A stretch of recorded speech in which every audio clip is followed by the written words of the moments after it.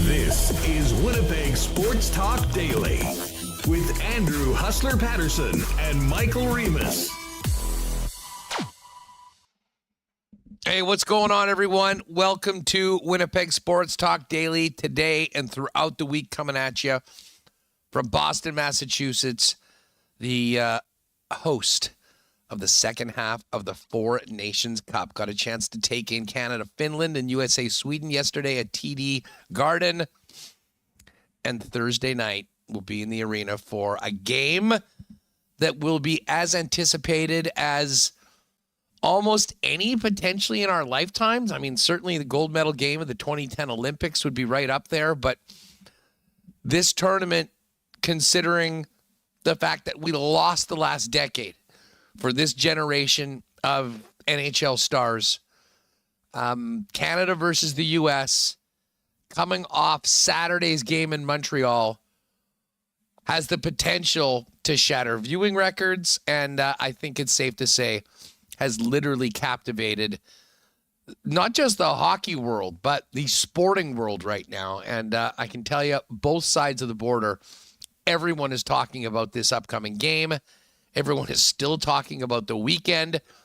And this tournament for the NHL and the NHLPA could not have been a greater success. Now, we're going to get into, obviously, with the long weekend, there's lots to dive into.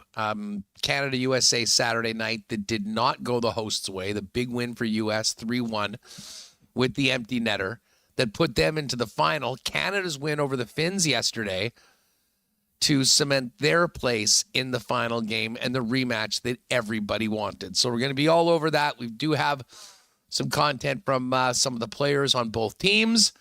Mike McIntyre is going to join us to talk about it. And I can't wait to talk to my pal Gary Lawless, because Gary has been fortunate enough to be both in Montreal and now in Boston covering the entire tournament.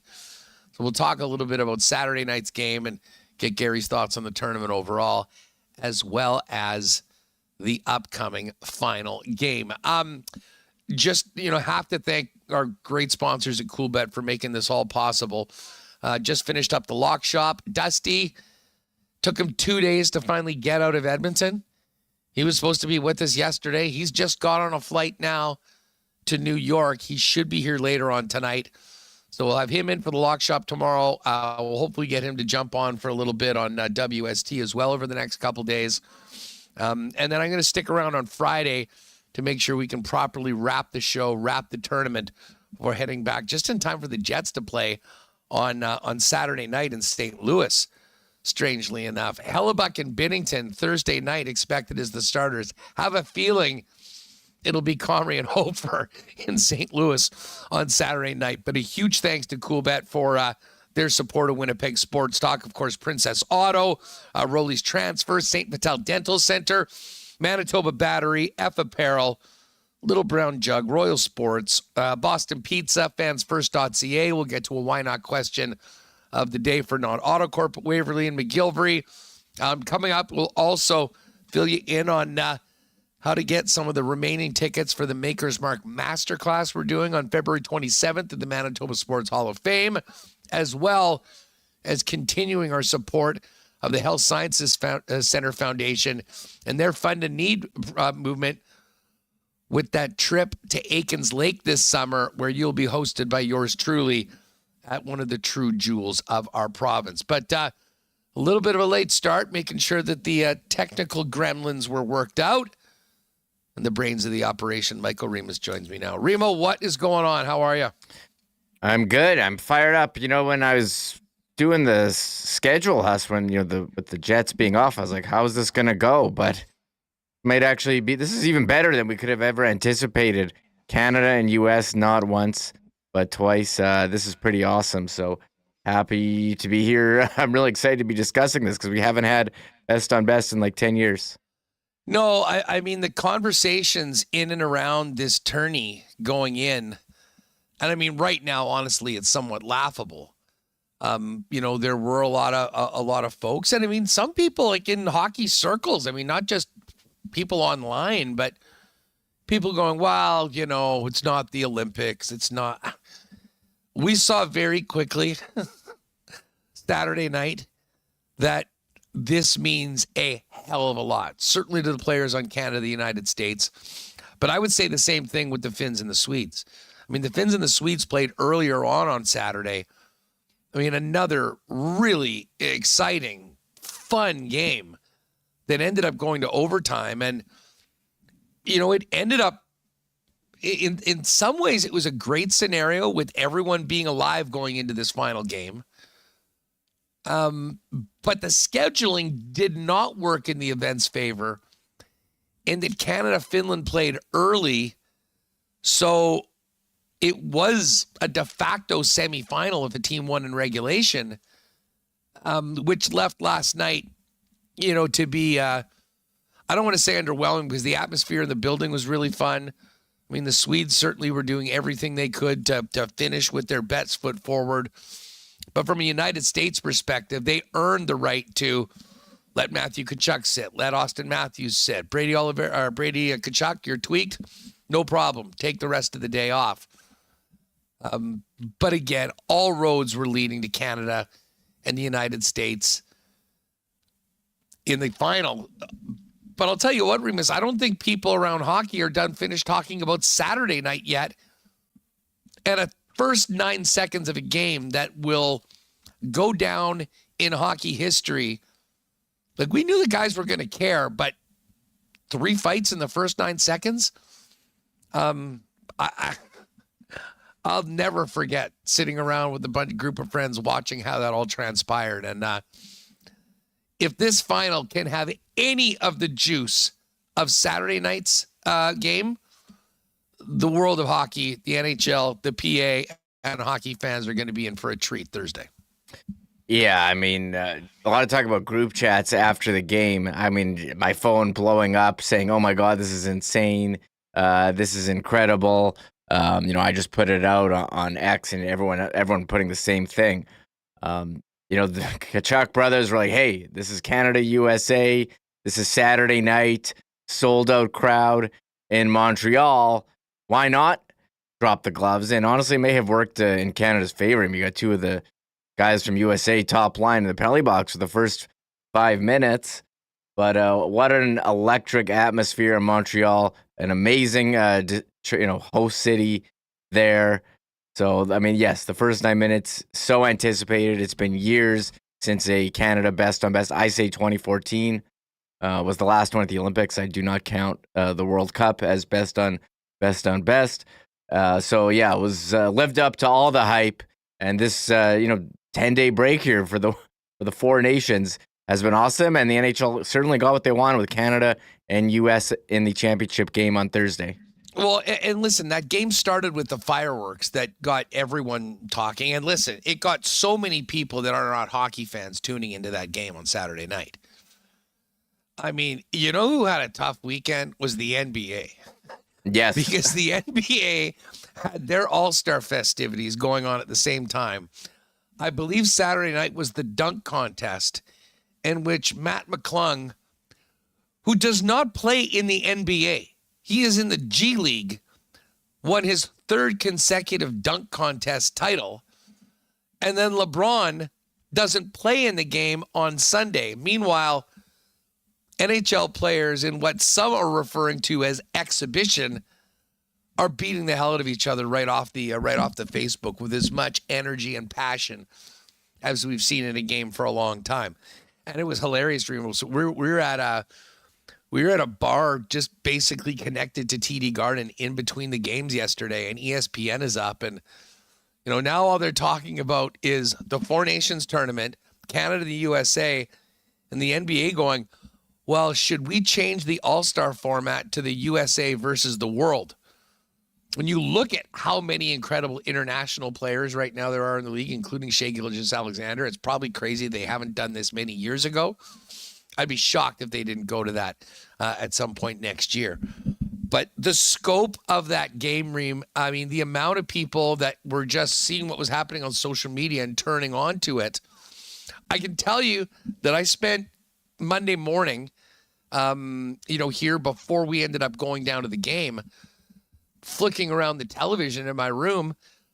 Fox News talked about that game for about 20 minutes. I mean, if you are someone that loves patriotism and pumping your chest out, and certainly I would suggest that network certainly does. And we Canadians love to do it too. And we're going to do it on Thursday night. And we'll be doing it, more so. But it was the perfect storm. And with the combination of the political goings on between the two countries right now and the reaction to the Americans in Montreal, I honestly don't even know what to expect, but I know it is going to be something that we will never forget. And for the players in the game, you can just tell how much it means. I mean, I know we're going to get to some clips, but Brandon Hagel apparently today was asked about the fight and said, would you do that for anyone? We know the American guys were kind of saying that they were planning on doing that off the bat. He said, I didn't do it for anyone. I did it for my country. And I mean, when you hear these sort of quotes, Drew Doughty said that as well yesterday, I'll do anything for my country. And I got to say it, NHL players have been given a lot of heat over years, and justifiably, I think, for half-assing it in the all-star competitions and not doing a lot of the things that they probably could have to, help market hockey more. Nothing's ever marketed this sport better, at least in North America, than what we saw on Saturday night. Because at the end of it, it comes down to the passion, how much these guys care. And we were expecting it to be great. It blew it out of the water. And that is even in a loss from a Canadian perspective. Yeah, even, Canada lost, but you knew that they had a chance on Monday to advance to the championship game with a regulation win over Finland, which they were able to secure. But that game against USA, it was awesome. It had speed, it had great talent, it had great players making great plays. I mean, McDavid just blowing by everyone. And these are all the best players there. And, you have top players dropping the gloves, it certainly gets you fired up. It's absolutely incredible to watch. So, what a game. And yeah, lived up to all the expectations for sure. Listen, the McDavid goal. We'll talk Connor Hellebuck for a minute from a Jets perspective. Listen, the goal that Helly let in right in the first period of the tournament, I don't think was a great one. Typical Hellebuck fashion, shuts the door, nothing allowed for the rest of the game. He gets victimized by the best player on the planet on a highlight reel goal that no one was saving. And through the rest of that game, Remis, he looked like the soon-to-be 3-time Vezina Trophy winner and back-to-back guy. And, as disappointing as it was from a Team Canada perspective to lose that game and then realize you got a do-or-die game against the Finns on Monday, from a Jets fan perspective, and I don't know how many of these messages you got on Saturday, to the tune of, well, now we know what it feels like to go against this guy. Because even in a one-goal game with the likes of Crosby and McKinnon and the superstars that Canada was throwing at the United States, and a big part of it was the way the United States was playing with the lead. Credit them for that. But it never felt like Connor Hellebuck was in much trouble. And, when I think about this game on Thursday, I do not want to see Canada in a similar position where they are playing from behind, because the U.S. made it very, very difficult for Canada to really generate much offensively. And anytime that they did, had Big 37 in the net, who is still on top of his game, and we know how great he's been all season long. Man, he was so good, and he should have been one of the stars of the game. I don't know how he wasn't. But yeah, he was awesome. Braden Point, I thought, should have had a couple goals, and a lot of talk about goaltending. I don't think Jordan Binnington was like terrible or anything. I thought he was fine. But Connor Hellebuyck, I mean, he's out of this world. He's tough to beat. And, I thought Canada did have some chances, but they definitely struggled us getting to the inside. They were pushing the outside a lot. And, Hellebuyck, it's tough to be better than him. It was a 2-1 game, and, they did not come out on top. But, hey, in the back of their mind, they had to know, hey, if we win, so even if we lose, we can win against Finland and advance. And USA, they needed to win just to punch their ticket. And, thankfully, Canada did beat Sweden, had the tiebreaker over them. Yeah, listen, we talk a lot about the fights, the McDavid goal. The USA deserved that win with the way they played over the second half. I'll say this, I thought Charlie McAvoy Remis was a huge part of that game on Saturday. I mean, he was throwing out some massive hits. I mean, the one he made on McDavid, that's about as hard as McDavid has ever been hit, probably in his career. And it sort of stopped him. And I didn't think Nate McKinnon was at his best. Now, that brings us to yesterday. And if you saw the video I put out beforehand, I mean, this was the big boy game.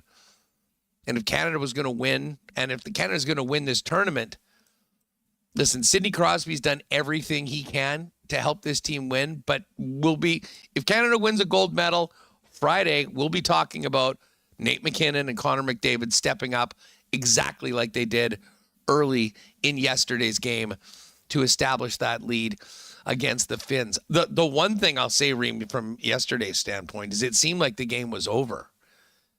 And then it wasn't. And, the first goal went in on Binnington, and it's 4-1, and it's still late. We told this on the lock show, but we were in a suite. 4 Canadians, 7 Finns. These guys had nothing to cheer about. And we kind of said, hey, you guys got on the board. And we were all chummy with them and friends.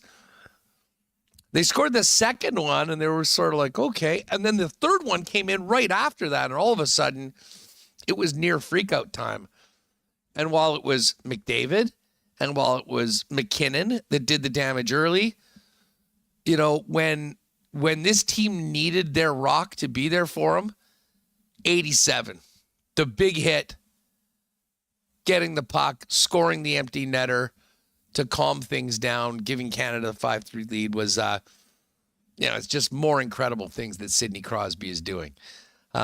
But I do want to get to, because, we're going to really look forward. I mean, there's big news with Quinn Hughes joining the Boston team.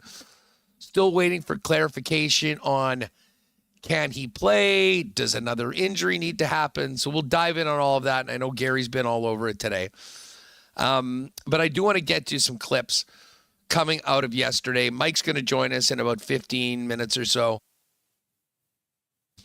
But listen, before we do that, folks, if you go to my Twitter at Hustlerama or go into the description of this video today or the podcast, you're going to see a link for the auction for the Health Sciences Center Foundation Fund a Need campaign. I mean, many of you know I spent a couple months at the HSC a few years ago. The help and support and critical care that I got at that place has helped me live the life that I live right now that probably wouldn't have been possible.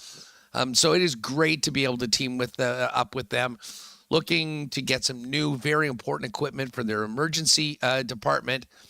But listen, for sports fans, this auction, if you click on it, there are so many cool things. No, there's some other great things. I mean, a couple of chef's tables and whatnot. There's 2 Winnipeg Jets packages. There's a package, I believe, for 4 to go to Green Bay to see the Packers next year.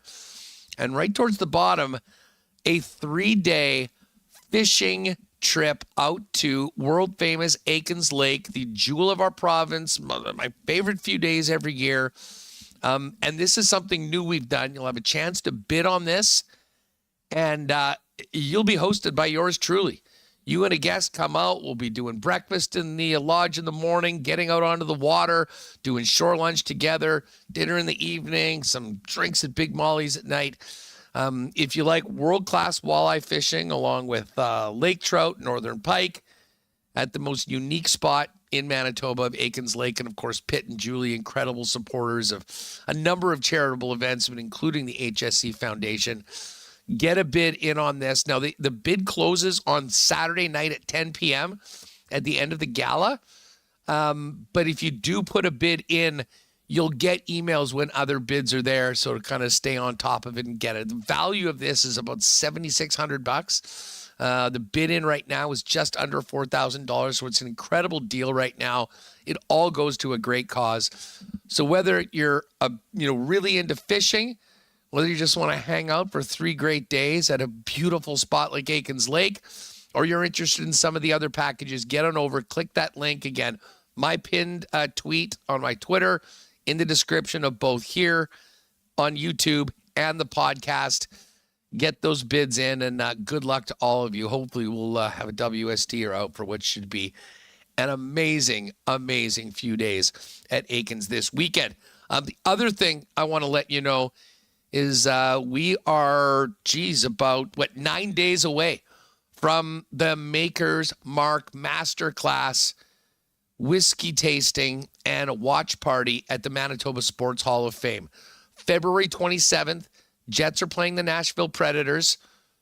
Will once again be hosted inside the Manitoba Sports Hall of Fame for an incredible evening, trying all sorts of amazing bourbons, learning about them, getting some limited edition barrels that are not normally available, and the Micah Dew, the Maker's Mark Master, is going to fill us in on all of it. I hadn't really been to an event like that until last year. Was so well received. Would love to have you join us. Again, the link is in the description. We'll get Remis to throw that up in the chat as well. Jump on that.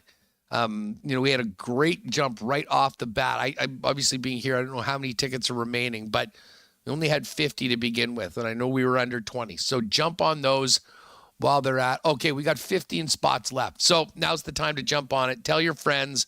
Would love to see you next week with us and Maker's Mark, and of course James and the great partners we have at Beam Suntory for that event. All right, listen, before we get to Mike,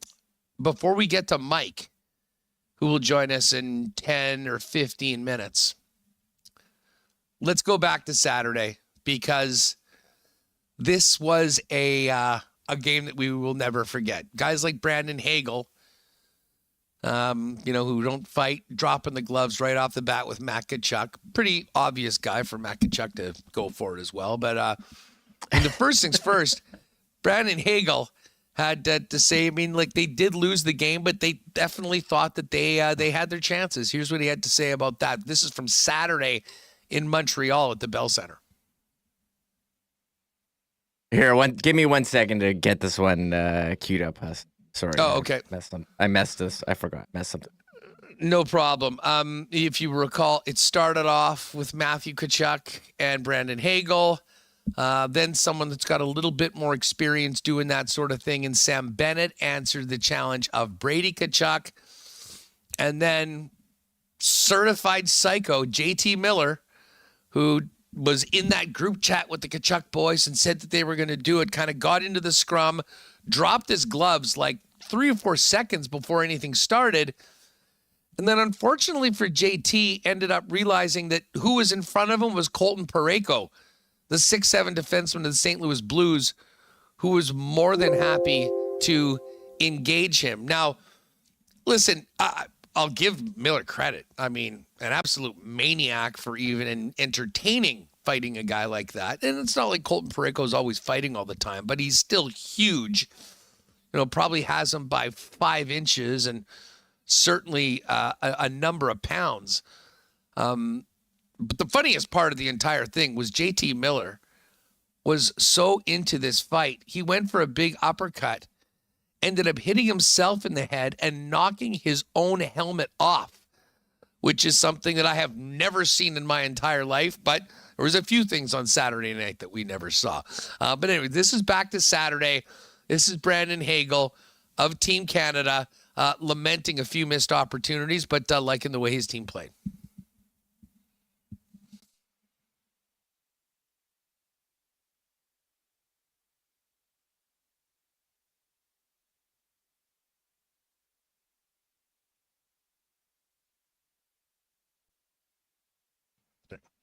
All right. I don't know. We've got some issues with the Hagel clip. I'm not sure whether it's just Remo. Is it the clip itself, and we could just move on from that No, one, it's me. It's me. I'm having a lot of crap going on here. I can't hear anything. This should work here. All right. Let's see if we.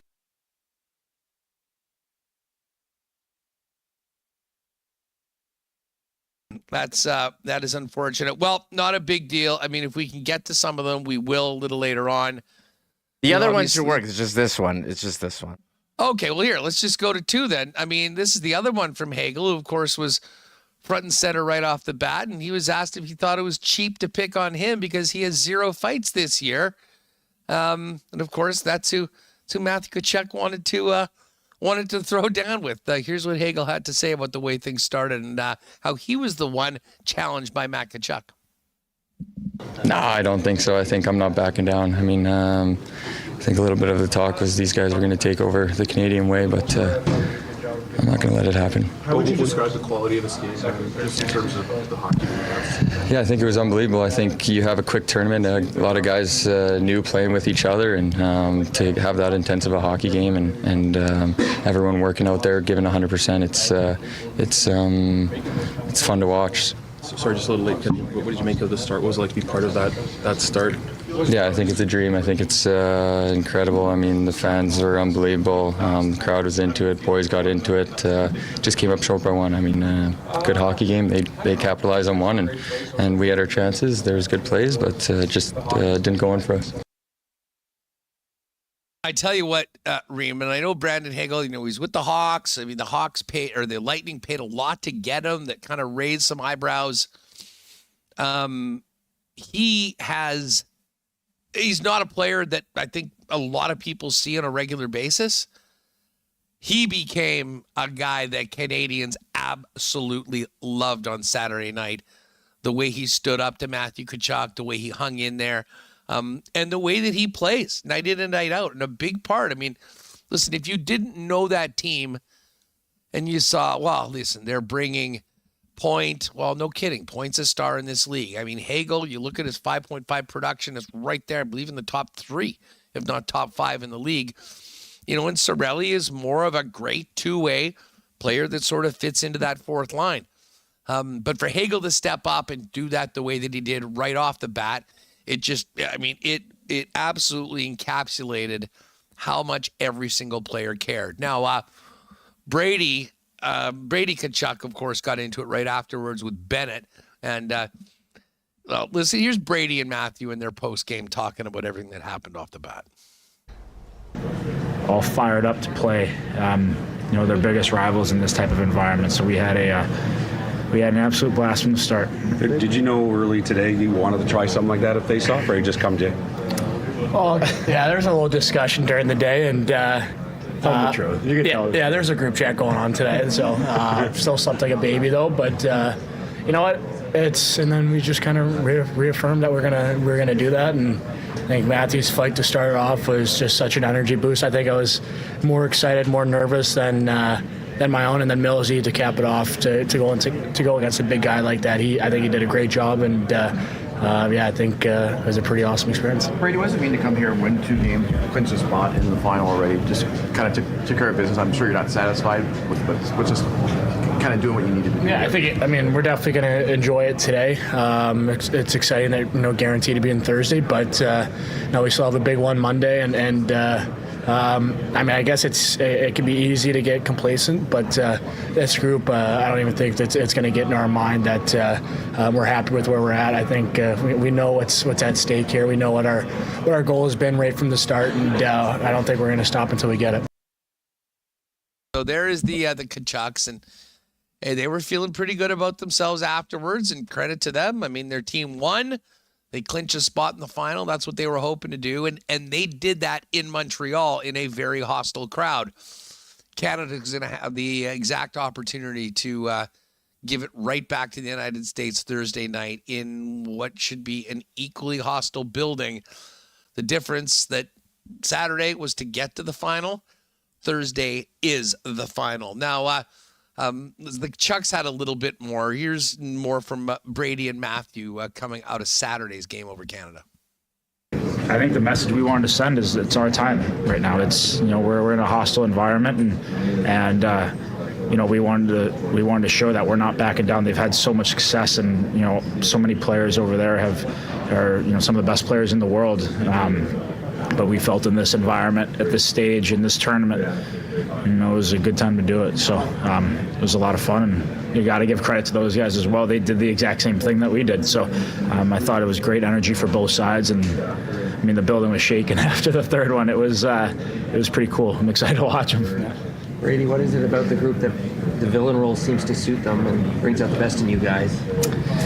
I think it's just embracing it. We knew that what the crowd was going to be like. We knew just that was the role that we were just built for it, and I think all of us embrace it. And the best part about it is just we trust each other every shift, every play. That we know is just we have each other's backs out there, and it showed tonight. And there's more levels to get to with us. It's still so new to be playing with some of these guys, but it's been an unbelievable experience. And Brady, Kachuk said that was the biggest game of his life going into it. He hasn't yet had a chance to play in the Stanley Cup playoffs, and it certainly felt like that in Bell Center. Canada gets the opportunity to come back. Now, listen, I know these are from Saturday night or for Sunday, but this is just going to sort of set up. We heard from today from a number of the players. This is what John Cooper, head coach of Canada, had to say after the loss to the United States, just on the scene there, and what, of course, they look forward to for the rest of the tourney. Well, a couple nights ago when I sat up here, and if you were going to tell me something was going to top that, I would not have believed you. But that topped it.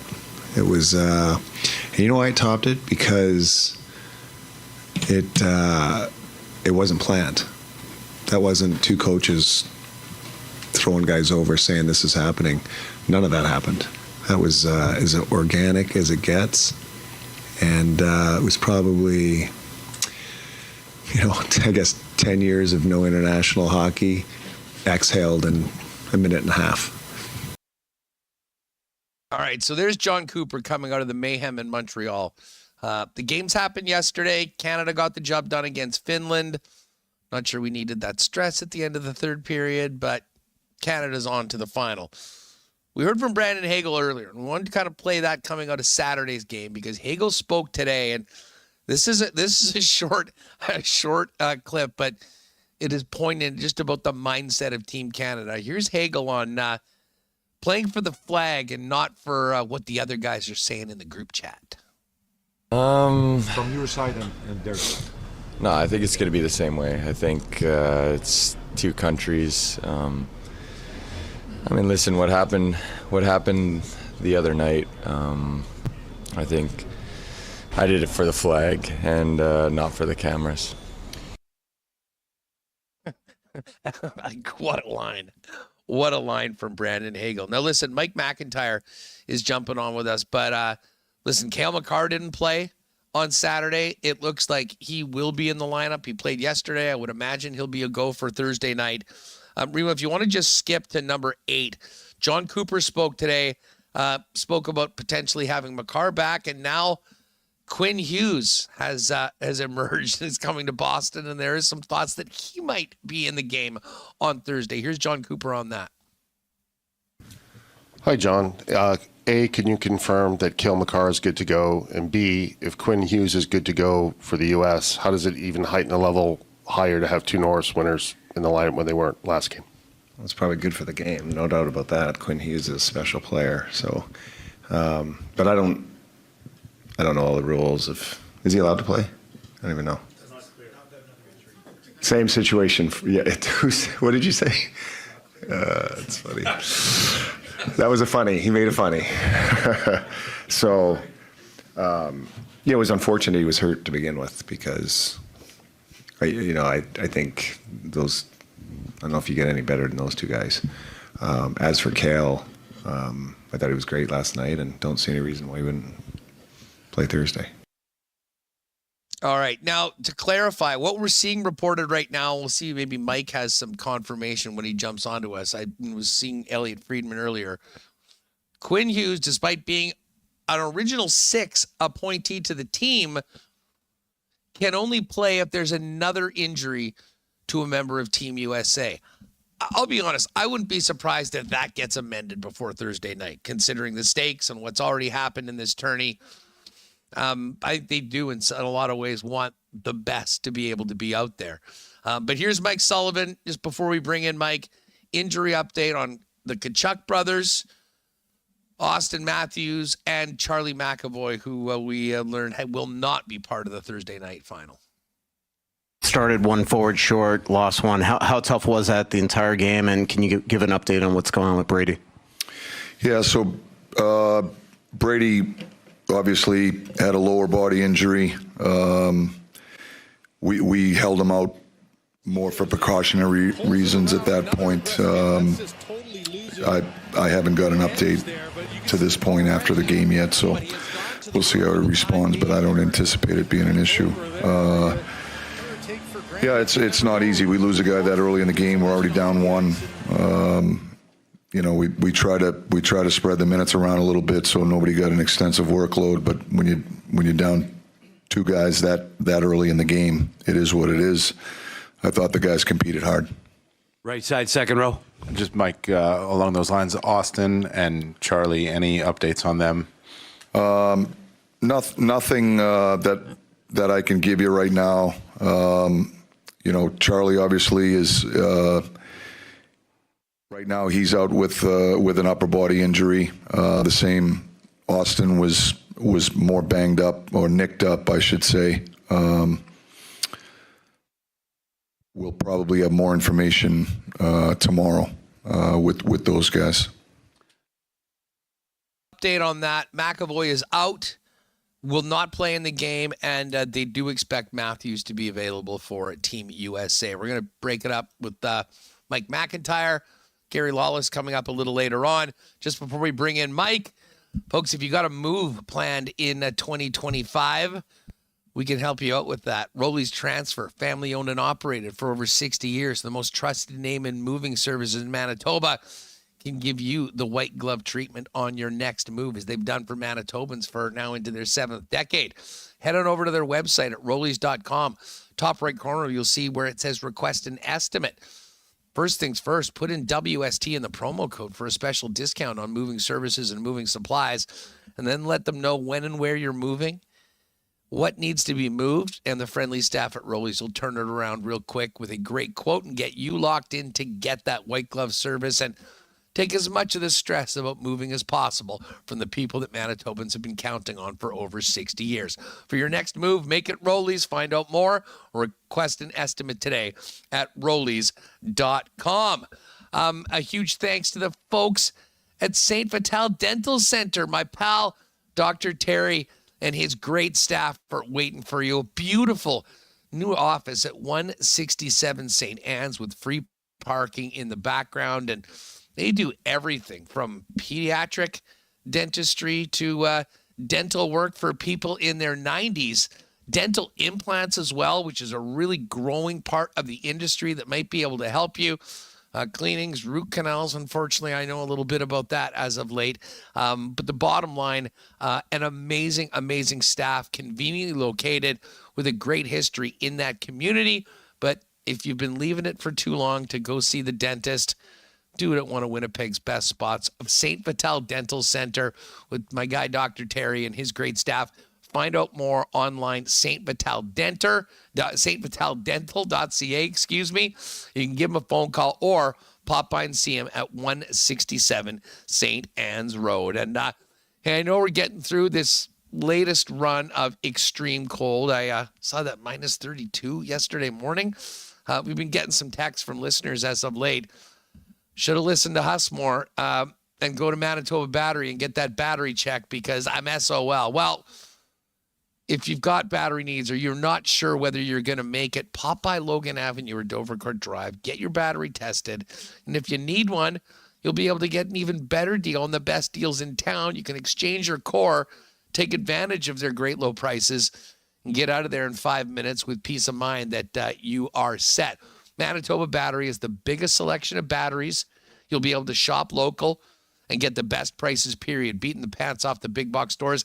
And they'll also deliver batteries to you for free anywhere inside the perimeter with any purchase over $60. It's just that easy. Don't get stranded this winter. Manitoba Battery can help you with that. ManitobaBattery.com online. 2 locations right here in Winnipeg, Logan Avenue and Dovercourt Drive. All right, let's welcome in Mike McIntyre from the Winnipeg Free Press. I'd like to say there's so many different things to talk about. There's one thing to talk about right now. It's the Four Nations tournament finishing up here in Boston on Thursday night. And Mike, I mean, I know there was a lot of different opinions and takes on what this tournament could be, but even the people that were the most bullish about it, I don't think could have imagined how it is over-delivered and captured not just the hockey world, but the attention of the entire sporting world, especially on Saturday. Now we head into the rematch on Thursday. Yeah, this is growing the game in a major way. And, you know, it's funny, Huss, to have Saturday's game especially kind of pitted against the NBA, where in the past, I mean, the NBA would always dominate headlines, especially south of the border. And yet here's the little NHL upending the NBA's All-Star celebration with what used to be the NHL's All-Star equivalent, and just the contrast between the intensity and the competition and the effort levels and all that. It's night and day, and this is great for hockey. I mean, look, I'm not a huge fan of staged fights.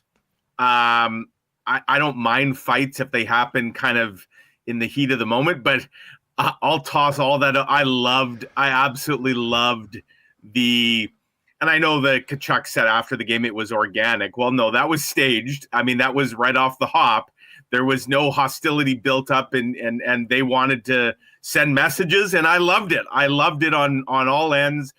That was an explosive start to the game. And, you know, I go back to game 1 last Wednesday, Huss, and I was a little skeptical in terms of just how intense this was going to be. I figured this was going to be more than the glorified exhibition game that some people, I think, thought this was. As soon as you put the national jersey on these players, they become different people. That being said, I admit I'm surprised at just the full-blown hate that's developed. Like, look at yesterday's game between Sweden and the US, a complete nothing burger. It meant nothing for either team. Win or lose, Sweden was going home. Win or lose, US was going to the final. You've got Brady Tkachuk out there throwing his body around like it's game 7 of the Stanley Cup final, and he gets hurt. You got guys blocking shots. You got, I think there was over 40 combined hits in that game. And that was a nothing game. I love it. I think this is just tremendous for the sport. For those of us who already love hockey, I think it just reinforces what we love about the game. But more importantly, I think this is getting, you know, additional eyeballs on the product. And the only shame here, Haas, is that this took so long. But, you know, it's tremendous. And everything from, you know, if you're looking at it from a Jets perspective, this is outstanding for Connor Hellebuck to get this kind of pressure and to perform as well as he has. Josh Morrissey, my goodness, talk about a guy who has really risen to the occasion. And again, that bodes so well just from a Jets perspective, but in the bigger picture from a hockey perspective, this is over-delivered, as you said. It's been tremendous. It's just too bad it has to end on Thursday, because at this point, I almost want like a best of 3 or something between these teams. I mean, that's the only way this could be better. But in some ways, I think having it be one game, a rematch for the championship is going to be the theater that, I mean, it'll be really tough to beat. And you mentioned the NBA. I mean, they just got dragged. I was traveling all day Sunday, and I'm sort of paying attention to what's going on. And, you know, you've got, I mean, no disrespect to Mac McClung. I mean, incredible. This little white guy killing all these dunks. He plays in the G League. He is not an NBA player. He three-peats in the dunk contest. LeBron bails. And I think what the NBA players are doing is frankly what NHL players did to kill the All-Star game. Yes.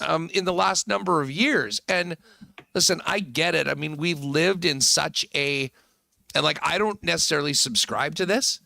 I mean, but the notion that success in sports is only about championships has taken away so much of some of the other things that for a long time generations loved about the game. And we've talked about, it's all about rings, it's all about ring chasing, and there's a lot of things that have fallen by the wayside of it. And in a few short days, and we'll see what the long-term effect of this is, but these players that have decided that they're there for their country, signing up, they wanted the opportunity to do it, have completely reversed that narrative, at least around hockey. In this, like, I'm not expecting fights off the draw in the All-Star game in 3 years when it comes back, or 2 years, whatever it is.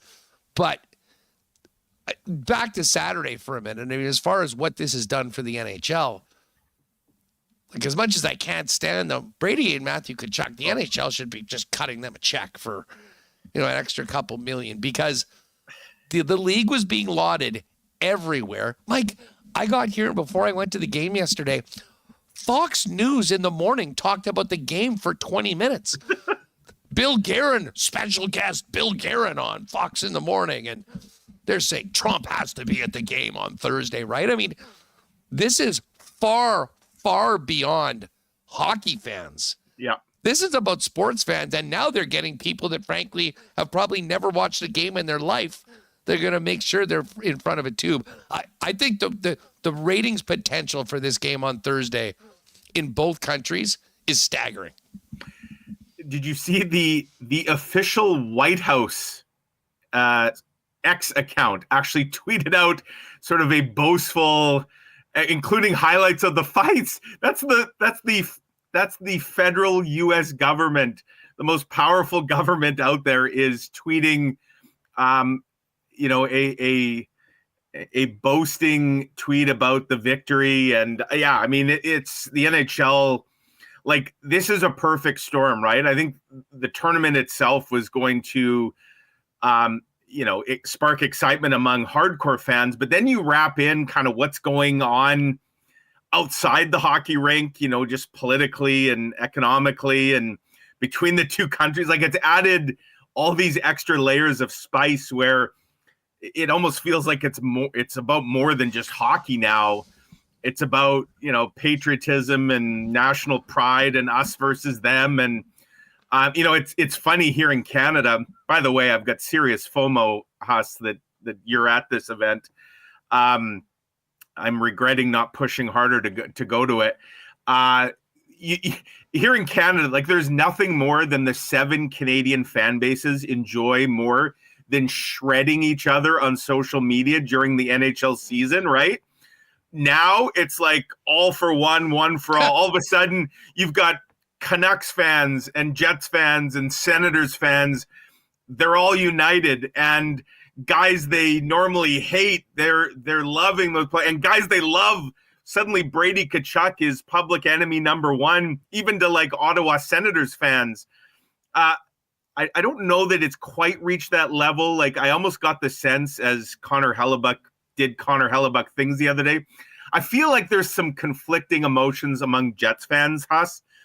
As much as clearly Jets fans would be cheering for Team Canada, I got to think that deep down, a lot of Jets fans are saying, yeah, we kind of like that Connor Hellebuck's doing this on this stage. Now he's just got to bottle that up and bring it.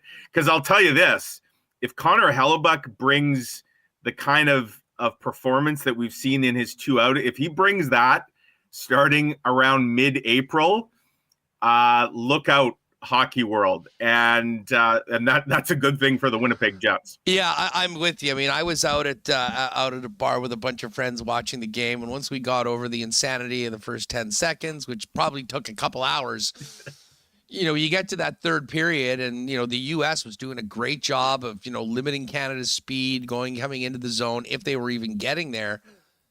But it was said on more than one occasion, so this is what it feels like to go up against this guy. And listen, that's what's so cool about this event. you're obviously pulling for your national team, but you're also pulling for players that, you invest a lot in as a fan, 82 games plus playoffs a year that represent your city. I mean, they may be representing their country right now, but they're also Winnipeg Jets and Kyle Connor and Hellebuck. And listen, we can't overlook the advantage that the United States has in net. I mean, the big question going into Saturday was, do they go with Hill? Do they go with Binnington? And, once he made that decision to go with Binnington and then came back with him yesterday, I mean, there's been some thoughts, especially with what happened late in the Finland game. People are saying, oh, who's starting? I mean, they're pot committed to Binnington. They're pot committed to this guy.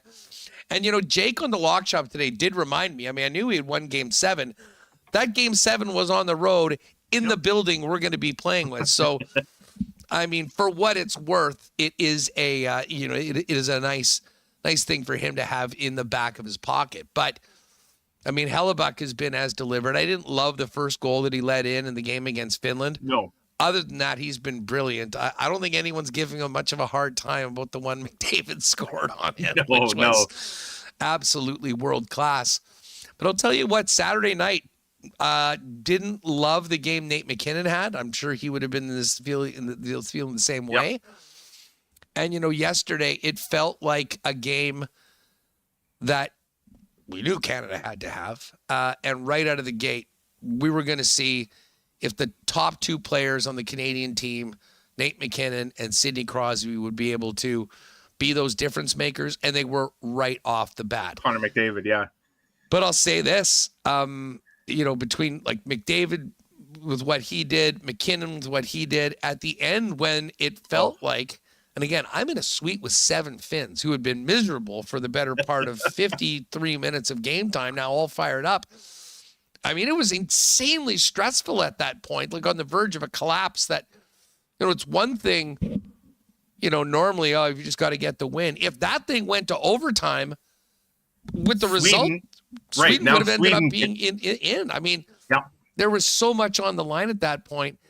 Wasn't it something that who's the guy that saves the day once again? 87, Sidney Crosby makes the hit on Granlund, gets the puck, scores the empty netter, and calls game. He started it. Those two guys, 29 and 97, to me, need to be the guys that win this thing for Canada. But holy smokes, his Sidney Crosby bit just continues to be the legendary story that he is when it talks about putting on a Canadian jersey. The oldest player at the tournament, which is just mind-boggling. We still call him the kid. The kid is the old man, at least by Four Nations standards. And yet, and don't forget, he missed the last 2 Penguins games. He was very much a question mark to even play up until the day before, so much so that one Mark Scheifele was on standby. Wonder how Mark Scheifele feels. At least if you're Mark Scheifele, to get as close as he did, but then to actually see Sidney Crosby, like it's not like Crosby is half-assing it now through this tournament, where if you're Scheifele, you're going like, oh man, I should have been there. Like you're seeing Sidney Crosby show why he's a generational player, and he's so important to obviously this Canadian team. And yeah, I mean, normally you don't spend a whole lot of time talking about an empty net goal, but my goodness, what ended up happening on that empty netter, and given the stakes and the events leading up to it, and the fact he throws a hit to get the puck, like that was everything about Sidney Crosby on full display. And, I think it was early in Game 1 last week where Chris Cuthbert said, again, this is before where you didn't even know what you were going to get from Crosby. He's like, well, Sidney Crosby, this could be an audition for the Winter Olympics in 2026. And I'm thinking, he's Sidney freaking Crosby. I don't think he has to audition for anything. If he says he's ready to play next year at the Olympics, he'll be on that Olympic team. He'll be the captain, I suspect, of that Olympic team. Again, we're talking 12 months from now. And Huss, the way Sidney Crosby's playing, I'm not sure I'd rule him out for the 2030 Winter Olympics at this point. Well, at least we were kind of joking about the next World Cup. And sure, I mean, he'll be 40, but why not? With the level that he's playing at right now, I will never, ever count Sidney Crosby out, and nobody should. Speaking of those players that aren't on the team, and Mark Scheifele is certainly one of them. Yeah. How many texts did you get? You think they missed Tom Wilson tonight? Like, I honestly wonder if Tom Wilson was out there, whether the Tkachuk boys would have felt as strong as they did to go out against a guy like, and it was the Trent Frederick on Gustafsson, of course. Tkachuk goes for Hagel. Yeah. But credit to Hagel, and I mean, he's made a lot of fans so far. But I will say this, I mean, we can, and if they don't win Thursday, trust me, there will be such an autopsy on this team. Who was taken, who was left off. But considering, maybe they just didn't think that it would be like this. Because I can't imagine that if they even thought that this sort of a game and rivalry and what we saw on Saturday was a possibility, right, that Tom Wilson wouldn't be on the team. Because, listen, Tom Wilson's done some insane things before, but this guy can play. I mean, he can score. He's an incredible hitter. I do wonder how much regret they have in not having the big guy from the Capitals on this team. Well, I think there's going to be a lot of things to digest and review out of this, from both the personnel that they chose, and even I'll go as far as to say the number of personnel, because again, Hassan, I think this speaks to the intensity. Maybe the only people not totally loving every second of this are the 32 general managers, or I think it's actually 30, because I believe there's two teams, the Washington Capitals, remarkably being one of them, the number one team in the league by point percentage. I believe the Capitals are one of the two teams that have no players. Who's the other one? Utah? Oli Mata is there. I can't remember who the other team is. San Jose? San Jose, maybe? San Jose doesn't have any players, yeah. San Jose, because I guess Granlund got traded. They had Granlund, and then he got traded, right? So Washington, you're basically the best team and the worst team in the league. And Tom Wilson should be there. Logan Thompson should be there. Washington should have had plenty of representation. But the other 30 GMs, like, again, look at the injury list all of a sudden. And that's just ones we know about. Like Charlie McAvoy's in the hospital. Granted, it's an infection that apparently, and I wonder, Huss, did Charlie McAvoy's upper body injury come as a result of about the 12 devastating hits he laid on Connor McDavid on Saturday night? Could you believe that? He was like, that was insane. He was just bouncing McDavid all over the ice that night. So, we're now seeing, like, I saw Elliot Friedman's great tweet. I don't know if you saw this earlier, where he said this is like the Royal Rumble, where you don't know who's coming in next. Because now there's Quinn Hughes's music, right? And we already saw Thomas Harley get added. I have to think, Huss, when we look towards the Olympics, there's no chance they're only taking 7 defensemen to Italy, is there? You got to take at least 8, maybe even 9. It'll be such an honor for guys to be on that team. Now, I don't know how, again, that's a double IHF event, so there'll be rules and they'll just have to follow them. And I think that when, like, all this business with Harley not being able to join the team, and even right now with what the U.S. are doing. Makar's off the ice, I mean, I think that, listen, this is an NHL and an NHLPA event. And, like, the PA sometimes goes to ridiculous lengths to, and I get that's their job. They're hired by the players. So, I mean, I guess we shouldn't say ridiculous, but, if guys are giving up their holidays, like, they didn't want guys just to be put on team just to sit around and not do it, which I get. But again, if guys are willing to come and be extras or be with the team, like, I don't know why you have to have these. Like, the fact that Harley couldn't skate despite being a potential guy to be in there, I think was absolutely nuts. And I don't know whether that protects the integrity of the fairness or whatever. Like, I'll be honest, I wouldn't even have a problem if they said, you know what, if they want to play Quinn Hughes on Thursday night, and he's able to go. He was one of the 6 people that were originally dropped on that. So to be clear, this isn't beer league rules where my son plays beer league hockey, and over the Christmas holidays, they had a game against a team they played a couple times. The team brought in a ringer because they had a guy who was back on vacation or like on holidays on break from the BC Junior Hockey League. They brought the guy out to add to their beer league team, and he scored about 11 goals that game. Like that's not what this is. And so to go even further, this might be unpopular, and I don't want to come across as sounding anti-Canadian. Quinn Hughes should be allowed to play tomorrow. Now, in my eyes, like I realize they got these rules now that says so they're going to have to get one more injury before they could have Hughes play. I say let him play. He was supposed to be on the team in the first place, but he was hurt. Clearly, he's now recovered. If we want this to be best on best, dress your best. That being said, by these rules, if you're like Jake Sanderson, and I've seen a few tweets to this extent, like I'm getting someone to sample my food. Yeah, I saw that one. Yeah. And actually, Matt Porter, he's with the Boston Globe. He had a great tweet. He said, just finding it here, he says, talking about not only are Boston's sidewalks icy, but it is very windy out. Anyone, even American NHL defensemen, could lose their balance, slip, and tweak something in the next couple days. There it is. Yeah. Hey, listen, he is not joking. Can I just tell you guys whatever, I don't know. Like I was coming here, I'm like, oh, it's going to be -2 +1. Beautiful. Treacherous.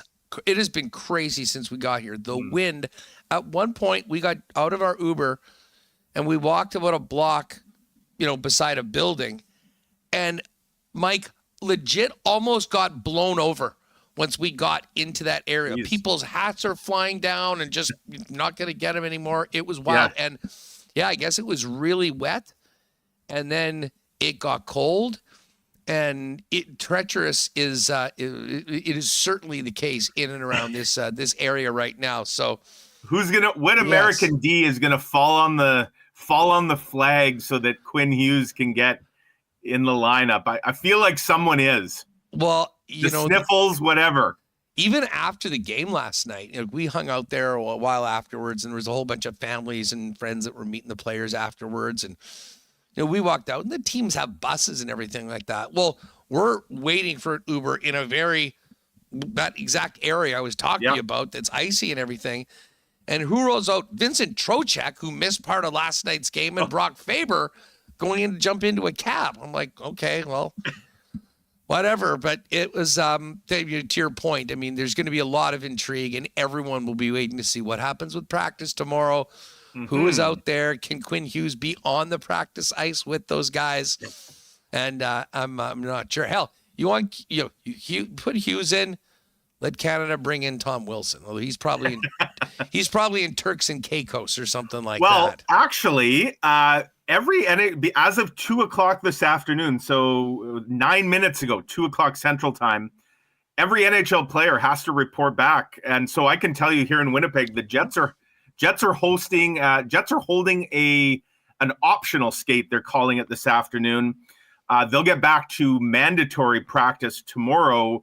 But so players now are back in all their home markets. And so, yeah, Tom Wilson would be available. Everybody's off the beach. I don't know how much some of these guys have skated. Like the next few days are to get the pina coladas out of the system. So the Jets are going to have an informer or an optional today, and then they'll have 3 mandatory skates Wednesday, Thursday, Friday. And then they'll play Saturday in St. Louis, where I suspect. Well, Bennington Helly? Yeah, I don't think either of those guys, given that they're playing Thursday night for all the marbles, I'm going to guess both of them will be the backups. In fact, I'll go even a step further and suggest I don't know that Connor Hellebuck is even going to go to St. Louis. I could see a scenario. They called Kaapo Kähkönen up today to be the other practice goalie this week.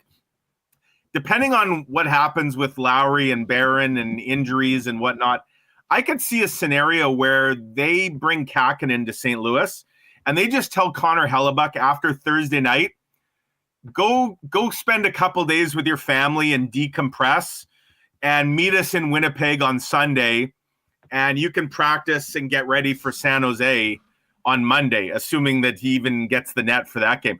But the turnaround for other guys is insane, Huss. Like, I don't know if you looked at the sked.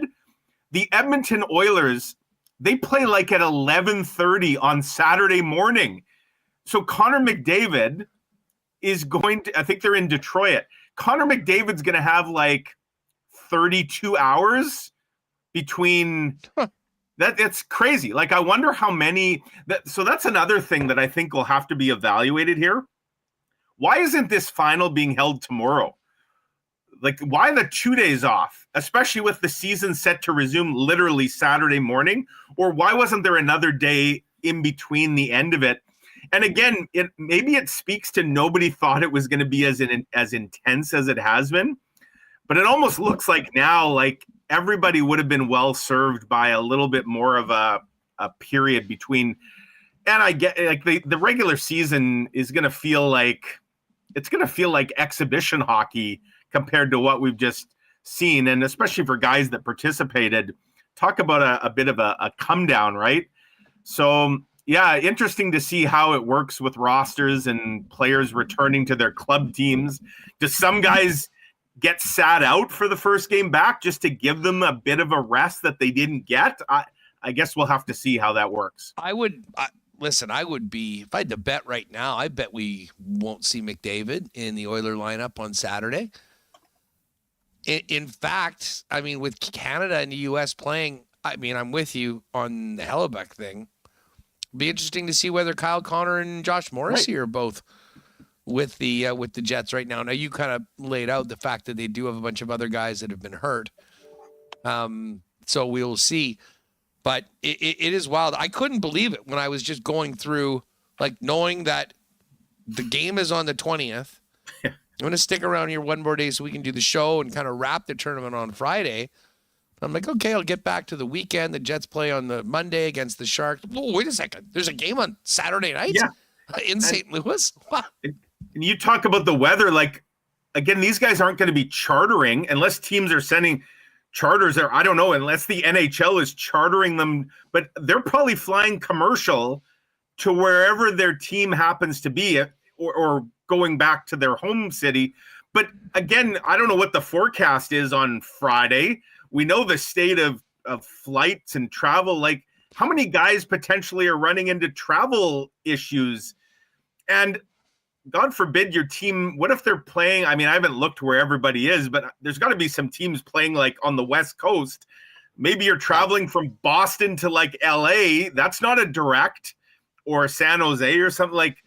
So yeah, it's and again, you're going to get guys who spend all of Friday traveling. And then in some cases, there isn't even a morning skate on Saturday because the teams are playing matinees. It might look like those old Boxing Day Jets, Minnesota North Stars games back in the 1.0 era. Totally. Where the guys just came right out of Christmas break and kind of got back into it. Although I think for the most part, like, the fact that all these other teams are getting ready and ramping it up again right now. Right. You might not be able to count on the stars that are in the final.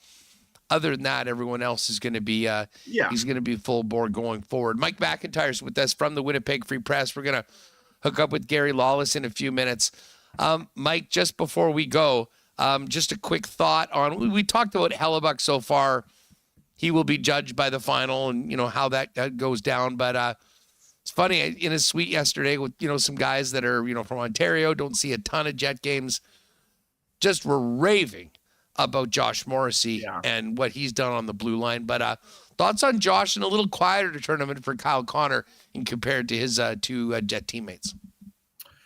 Yeah, Josh Morrissey has broken out. And I mean, we've been watching him break out for a couple of years here in Winnipeg, and it still feels like a bit of a secret, if you will, on hopefully, by the way, all those dark clouds that keep moving in, Huss, that's not an omen for... It's hilarious. It's just like one tiny cloud.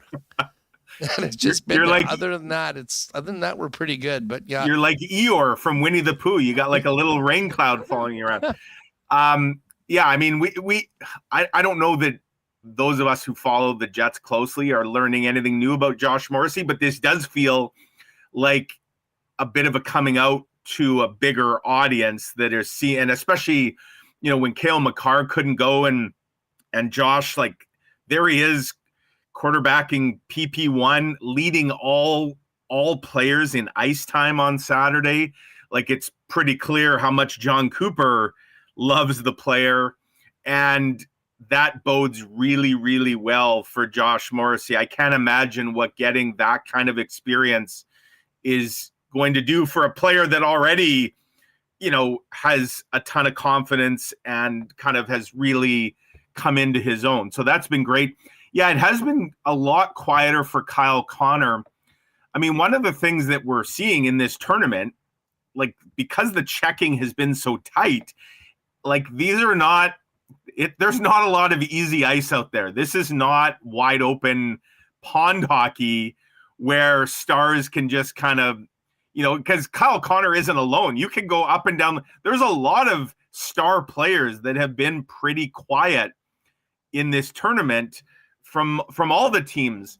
But the thing with Connor, Mike, just quickly, is that, I mean, we see him, he, abuses opponents with his world-class speed over and all. Yeah. These are the fastest games that I think have ever been played in the history of the sport. Yes. And it's no hyperbole. No, it's you true. have the best collection of the fastest players.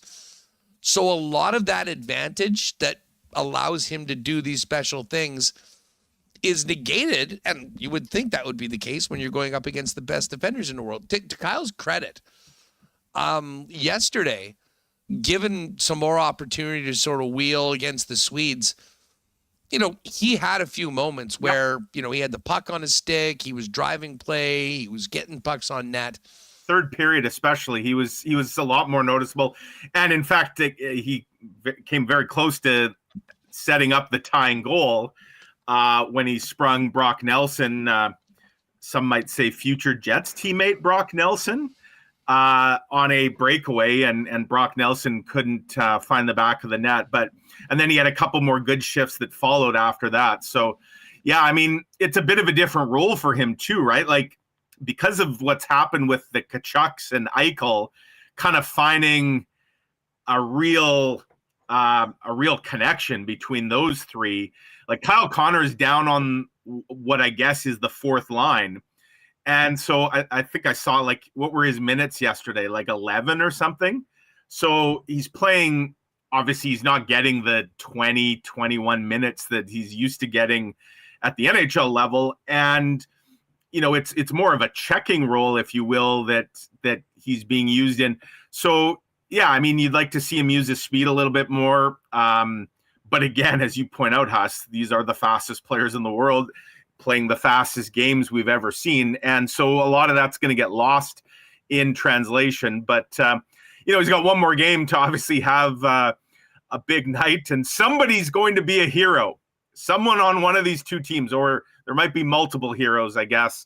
And we'll see who rises to the occasion. It's certainly setting up for just the absolute tastiest of main courses when it comes to the hockey menu. Can't wait to get going here. Yeah, no doubt. I think it's a game we'll remember for a long, long time. Coming up on Thursday. We already have one on Saturday. We're going to get to that and much more of how we got here in a minute with Gary, who's been on the road at the entire tournament so far.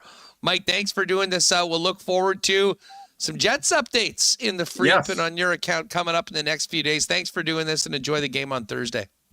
All right. Thanks a lot, Huss. Take care. Good stuff. All right. There's Mike McIntyre.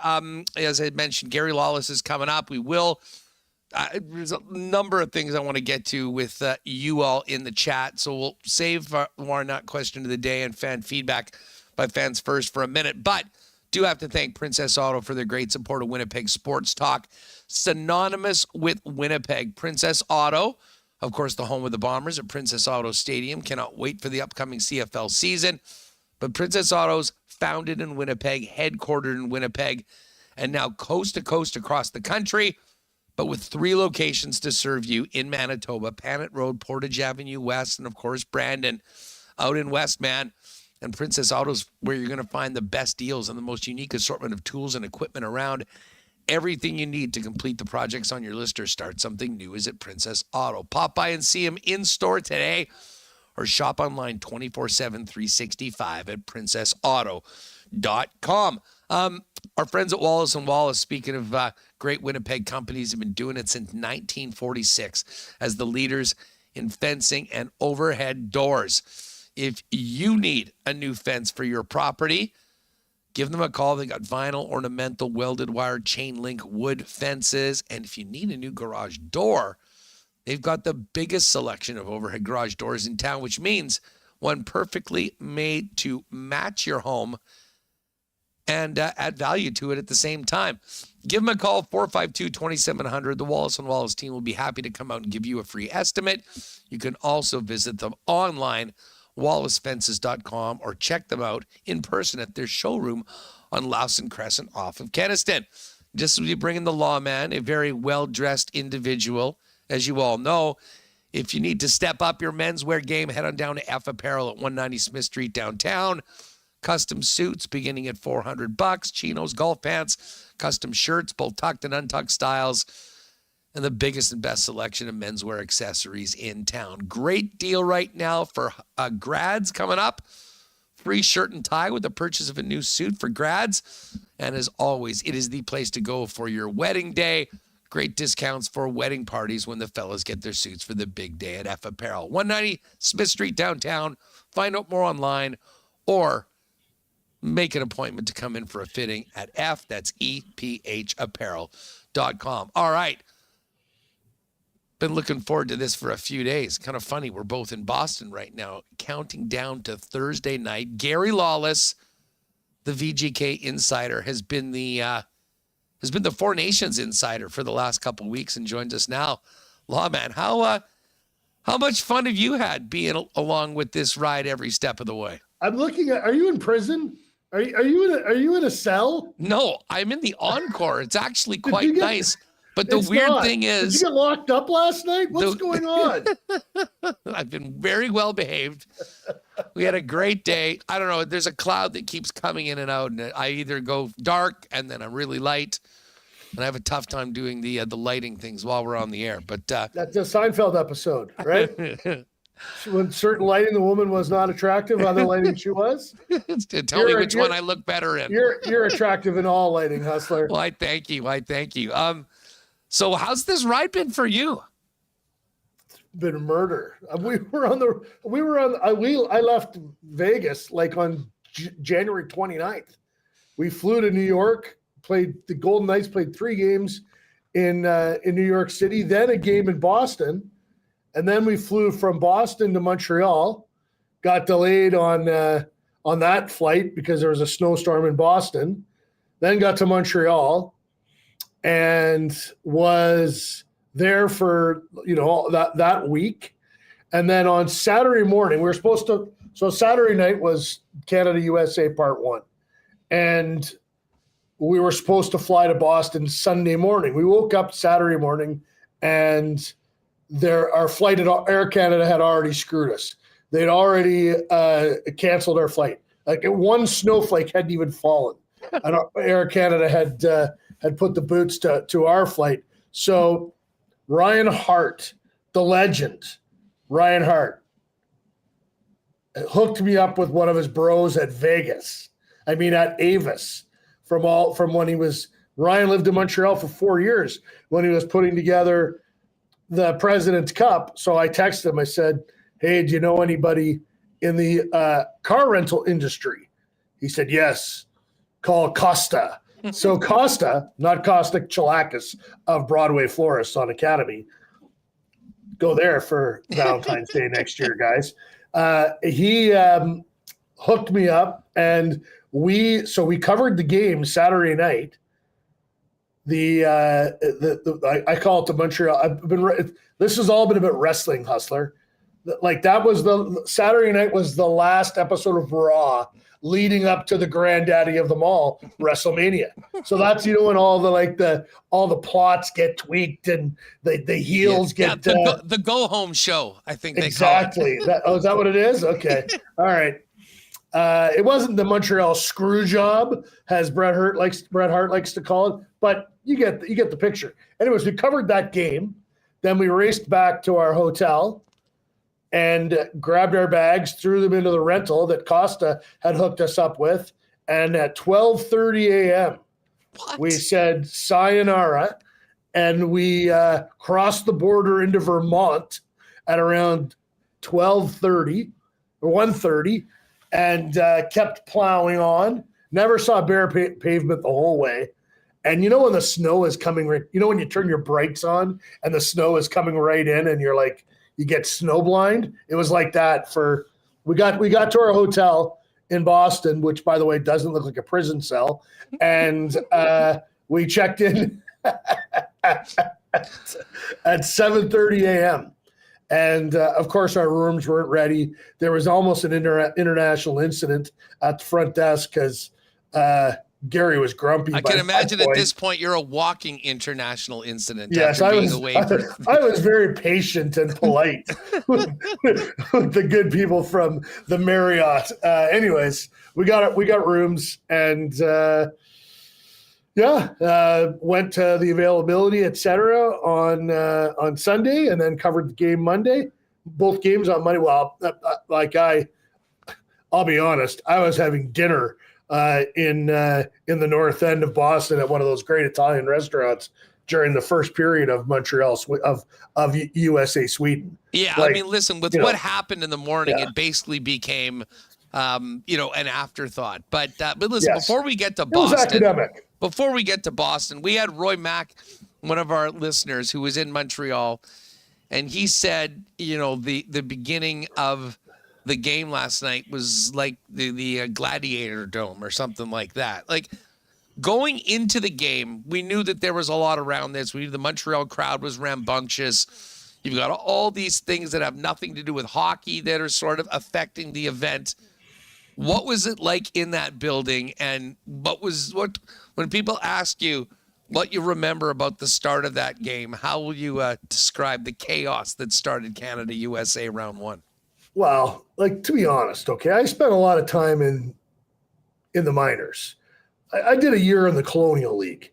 This was not I covered Mel Engelstad but that's Mel Engelstad. I covered Mel on two different teams. Fighting at the drop of the puck, not something new to the lawman. He's witnessed it. Now, 3 fights in 9 seconds. That's pretty good. In a best-on-best international tournament? I mean, there was no danglers out there, Gary. I'll tell you what. I have a feeling that the Tkachuk brothers, I was watching video of 96, of the 96 World Cup. And there's that one sequence where Adam Foote and Walt Tkachuk, what's his first name? I can't even think of his first name right. And Keith, they go up the ice and spear and slash and whack one another, a million times. I have a feeling his sons saw that as well. This wasn't about, we're going to stand up to them. This was the Tkachuk brothers getting a little kooky. And good for them. The fact that they got dragged Miller into it, that should surprise no one either. He wanted to beat up one of his teammates for most of this year. So it was a little contrived. Did you see what Hagel said today about the whole thing? Yeah, I loved it. I did it for my country. I had no idea he'd never had a fight before. Yeah. Well, it's interesting. That was who Tkachuk went after? Not really. Well, I would have loved it if Canada had Tom Wilson. Oh, okay, let me ask you this, just on that. Do you think that if the Canadian management had even the slightest thought that this tournament would end up being as amped up as it is, and that was a possibility, that he would have been left off the team? No chance. Listen, I think they made a couple of mistakes. Scheifele should be here. He's a better player than Konechny. Seth Jarvis hasn't accomplished much. He's been a scratch. I would have brought Scheifele and Tom Wilson over those two guys. Hindsight is 20/20. Your old buddy Logan Thompson would look good on the squad as well. Yeah, it's interesting. they had to name the teams pretty early. And Logan was certainly playing good in early December, but so were the other guys. Like, it's easy to say now, you should have had these guys. To me, Scheifele's been a really good player for a long time, and you know what you're getting from him. He played well for Team Canada when he was at the Worlds, climbed up in the lineup there. I don't know why he got left out there. I don't know if there's more to the story or not, but he's a better player than Konechny. Come on. Yeah, and what are we talking about? Top 5 in goals in the league. Yeah. And I'll say this about Wilson as well. Like, Wilson's not just some big guy that can thump dudes. I mean, he can score. No, for sure. Yeah, Wilson can play with good players. We've seen that. He's played a lot of hockey with Alex Ovechkin, right? I would have. There would have been a place for I would have had Wilson and Scheifele on the team. Simple as that. She's played really good. How would you compare, though, that atmosphere in the Bell Center to some of the most? Well, I mean, you've been covering this game and sports for a long time. I'd imagine that was right up there. Yeah, it was good. The Bell Center. The Bell Center it gets loud. I mean, I went to a playoff game there. Mike Keane took myself and Kevin Kaiser to a game a number of years ago. It was just a regular playoff game against the Flyers, and the place was bananas. So it's a good rink when it's full and it's amped up. It's as good a place as anywhere else. Well, how much do you think all the, shall we say, non-hockey stuff has affected the atmosphere around the tournament? How much did it turn it up? I mean, obviously we've heard a lot about the anthems, and I can tell you right now, Gary, like with all of that, like Fox News talked about that game and had Bill Guerin on for 20 minutes yesterday morning. I mean, This is not a spotlight the National Hockey League is usually in. I hate the booing. If I was in Las Vegas and they booed the Canadian anthem, I would hate it. And I hated it when they booed the U.S. national anthem as well. And I get the politics that are going on right now, but it's performative, and there's a lot of performative things going on right now around. Exactly. Yeah, I'm going to leave it at that. I didn't like it, and they didn't boo. There was a few boos yesterday for the Canadian national anthem. There was a lot of Canadians in the building. We'll see what it's like on Thursday night when the place is full of people from Boston. Like, I don't know how many Canadians will be at that game, although there's a ton down here. I was walking. I did a lot of things other than watch USA Sweden. One of them was I walked across the street to the 7-Eleven to buy a Powerball ticket. And I'm like, hey, it's 180 million. Couple scratchies. Make for a good week. I played some VLTs, Huss.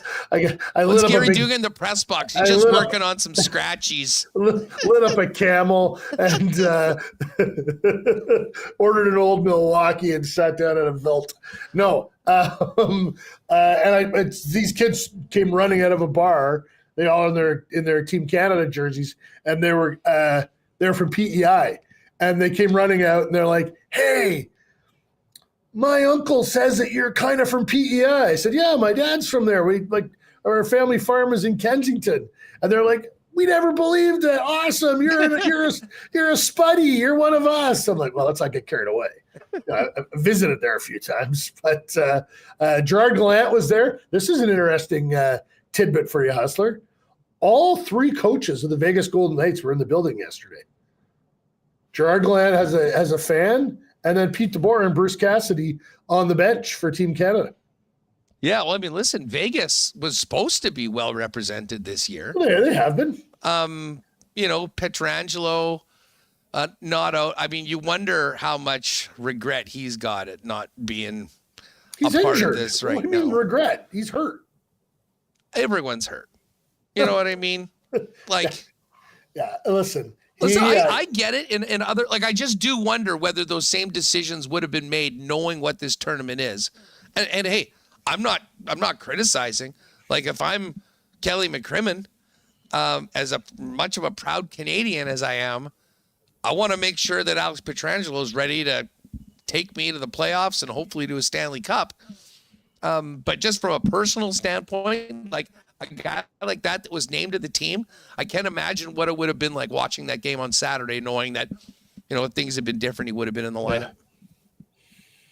He's hurt. He made the decision to get better so he could try and help the Golden Knights win the Stanley Cup. So let me ask you this. What do you make of this Quinn Hughes story today? And do we have full clarification? Is it he can only play if somebody else gets hurt for the States? He was, of course, one of the first 6 players named to Team USA, then wasn't going to play because he had been banged up, and now he's on his way to Boston and apparently a possibility for the championship game. I don't know if that's true. I would wait and see on that one. Just from this, if I'm the Vancouver Canucks, I am saying to Team USA, if Quinn's going to play, we will send him. If he's not going to play, we are not putting him on a plane to go all the way across the country, watch a game, and then fly all the way back. We've got a hockey game in Vegas on Saturday night, and we're in a fight for a playoff spot. We need Quinn ready to do that. So right now, he is ineligible for Team USA because they don't have the sufficient number of injuries. Like they've got 6D. So now I guess if they decide that, they're going to hold out one of their other forwards, and like they were not a player short yesterday, or maybe they were, but the only way he can come is if they're going to play a player short. So I'm curious to see how that shakes out. Well, me too, because I think Mike Sullivan said he's coming. Mike Sullivan said he's coming to Boston. Yeah, that's been widely reported, and we knew that. I was in the room. I heard him say it. What was the story? What was behind the rules that started? Because it did seem insane that Shea Theodore's out for the tournament, and Thomas Hartley was maybe going to play, but he couldn't even skate or be with the team. Hartley wasn't allowed to play for Theodore because they had 7D. Yeah, they had an extra D. Hartley didn't come into play until Cale Makar got sick, and once they were going to be down to 5D, Canada told the NHL, there are no rules, Hustler. This is their tournament. Exactly. There's no double IHF. Bill Daly and Rob Zepp, who's kind of his counterpart with and the Marty PA. Walsh. Yeah. Oh, sorry. Yeah. No, it's Rob Zepp. Rob Zepp and Bill Daly are in charge of this. They're the double IHF for lack of or the IOC for this event, for lack of a better term. So they would have said, okay, well, we don't want a crappy hockey game. You guys got a guy that can come? Okay, he's available. Now, for Finland and Sweden, and they might have said, well, how does that work? None of our guys are here. Or I guess because they're in the NHL, there was lots of guys available. What's the guy's name in Winnipeg? He's a Finn, the defenseman. Billy Heinola, yeah. I guess they could have brought him in if they needed a D. And there's lots of Swedish D around. They could have found someone, or forwards, whatever. But I guess some people are saying, why didn't we just have a bigger roster? And I guess was that pushback from the PA? They don't want guys. The PA were like, we don't want guys to sit around for 2 weeks while all their teammates are in Turks and Caicos or Hawaii or wherever. We're gonna have one extra forward, one extra D, and that's it, and one extra goalie. And after that, I don't think they had plans for what they were going to do if they ran into injury trouble. But there's Sweden had a bunch of guys were sick yesterday, and a bunch of guys obviously for Team USA there's been some issues going on there as well. So we'll see what they do. Listen, this is the last time they're ever going to play this tournament. The next time it's a World Cup, right? This is, as Michael Farber said to me, this is the tournament with no past and no future. Yeah, I mean, the World Cup's just going to be the same thing, adding a couple more teams. I mean, it'll still, like, hopefully they can do. Yeah, but it's not the Four Nations face-off. They're never playing this again. Oh yes, okay, yes. Referring to the Four, although that trophy is sweet. They need to keep that. You can probably buy it. Really? It'll be on an auction afterwards. They'll put it in the Hockey Hall of Fame, I guess, and everyone will look at it and go, "What's that?" Let's say, "Whoa, don't you remember the brawl in the Bell Center, Canada, USA?" Hey, before we go, we're coming down. There's one more game, 2 more days to hype it up and get ready for it. Just thoughts on the final, the rematch for Canada. The players that need to be the difference makers for both sides to get the gold. Kind of in a weird spot, Huss. Obviously, I'm Canadian and have cheered for Team Canada my whole life. I wanted Team Canada to win yesterday for sure. I live in the United States now, and I've gotten to know, like, Jack Eichel and Noah Hanifin. I don't want them to lose. I don't want Mark Stone and Aiden Hill and Bruce Cassidy to lose. I might not go to the game. I might stay in my hotel room and watch Seinfeld reruns and just ignore the whole thing. No, that's not going to happen. I'll go to the game and do my job. But I have no idea who's going to win. Someone really smart said to me before Saturday night's game, whoever wins tonight loses next Thursday.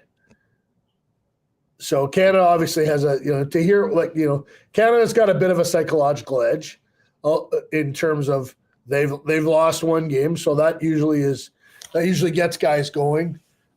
They also, that, like what Hagel said about the Tkachuks, that's, he's not the only guy thinking that. There's a bunch of guys in the Team Canada dressing room thinking that way. On the U.S. side, they are, they want to knock Canada off the mountain. They feel like the little brother who's grown up, and it's his chance to beat up Big Brother. Although you never beat up Dunk, did you? Not after I was about 5. I had a nice weight advantage until Dunk first took over. grade. Dunk took over at the age of 6. That's how I got my mouth on me. That's basically I didn't have many other advantages, and I worked on that. Well, listen, it's going to be a fun couple days talking about it, and then I literally just get chills thinking about what that building is going to be like, because it was fun for the start of the USA Sweden. There was lots of chants, and it was their first game to see their home team, so people were ready. But it was pretty clear that this was all about Thursday night, and we know what the Bell Center was like. We know the attention that this team, this rivalry, this tournament has been getting. It'll be one we won't forget for a long time. Hey, for folks that maybe haven't seen, I mean, you've been doing a lot of work on this trip. I mean, bit of a diary of the tourney up over at the Golden Knights site. Yeah, we've done a ton of stuff, and I've been working on an essay. We'll probably post it on Thursday. I just handed it over to the editors. I'm writing a story that we're going to post today. We had a good interview with Noah Hanifin this morning as well. It's been great. Our guys really kind of went out of their way to be super helpful with content for the VGK sites. Jamie Thomas has been here for the Jets. He's kind of been hanging around our crew. And he's been doing some good stuff too. I've seen it online. So yeah, it's been great. It's been a lot of fun. Listen, Huss, when you leave your cell and you go out to the yard, like, try not to get shivved. Okay. I don't know if Gen Pop is the right place for you. Listen, well, I'll tell you what, if this is what jail's like, lock me up. I realize that this cloud continues to do it, but if you told me it's that sunny I was over here. It's every now and then one little cloud will just pop by. It's sunny. I mean, there's nothing in the, it's a good spot. But I will tell you that the Encore, lock me up here as long as you want. I will be more than happy to do the show as long as I can get to the game on Thursday, which we certainly will. Listen, thanks again for doing this. Hopefully we'll see you over the next couple days. Thursday night's going to be a great one, and fun to be here and be a part of it. You have a good one, and enjoy the evening. All right, cool bet, kid. Take care. Thank you. Bet on Canada. Okay, there he is. On the fence, Gary Lawless, former Canadian. Now, I don't think he's a dual citizen, but, hey, he's hanging around Jack Eichel. Hey, you never know. I kid. But anyways, great to have Gary on. All right, I got a good why not question of the day. We're going to get to some fan feedback on this tournament so far. Let me throw that out right now. I just want everyone in the chat, and Roy Mack was at the game, so if he wants to expand on it a little bit more, we'll definitely get to his feedback. But what was your reaction to the start of the game on Saturday night and the entire first game where Canada lost to the United States? And how are you feeling about Thursday's championship game in the Four Nations Cup? And are you more invested in this than you were or you thought you'd be at the beginning of the tournament? Why not question of the day for Not Autocorp over at Waverly and McGillivray? Get that in the chat right now. Meanwhile, you can hear my voice is a little coarse. I could really go for a 1919 or a generic. Get some of those ready for your watch party on Thursday night. Right now, a shout out to our great friends and sponsors over at Little Brown Jug. Day out, learning new techniques, approaching new concepts, and living out the thrill of achieving your goals. Building a craft beer is no different. While you spend your hours on the ice, we spend ours here, brewing our trademark beer. Again, and again. Here's to pushing the status quo and challenging ourselves to build something memorable. 1919 by Little Brown Jug. All right, Thursday's definitely a night to get together with all of your crew and head out to a Boston Pizza and watch the game. BP will be the place to be on Thursday night, so throw your red and white on. You might want to even call and reserve a table if you know you're going to have a big group, and get to your local Boston Pizza. The game will be on every single TV. The sound will be cranked. The schooners will be ice cold.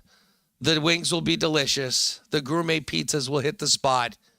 And I think over the years, I've seen some pretty amazing Canada games and big Canadian hockey moments and other sporting moments at Boston Pizzas. This one is going to be right up there. So make it BP on Thursday night, your sports bar in your neighborhood for Canada versus USA. And now, we've been telling you right off the bat when everything came in, they were going to go fast. I do know there's been an incredible run on Canada gear right now at Royal Sports. However, they were working to get as much in as they can. I would suggest if you're looking for Four Nations gear or Canada gear, give them a call or pop down to 750 Pembina Highway, because if Royal doesn't have it, nobody will. The jerseys came in early.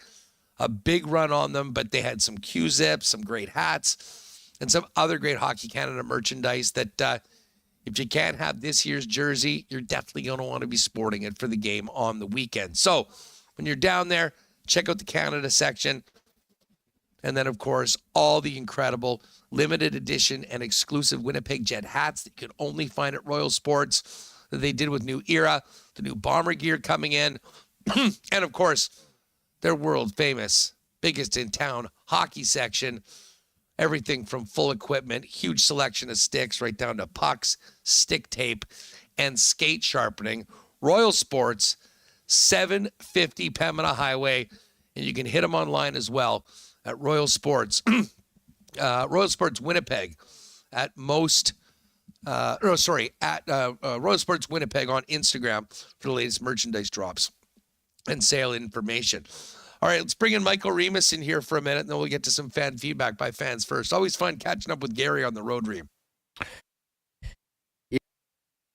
I always like hearing from Gary, that's for sure, Huss. Always has an interesting point of view. And as far as the whole stuff with Quinn Hughes being able to play, Huss, it's their tournament. They can make the rules whatever they want. So He was named to the original roster, bowed out due to injury, but now they have an injured player. McAvoy's out for the tournament, so I think he should be able to play. I want to see best on best.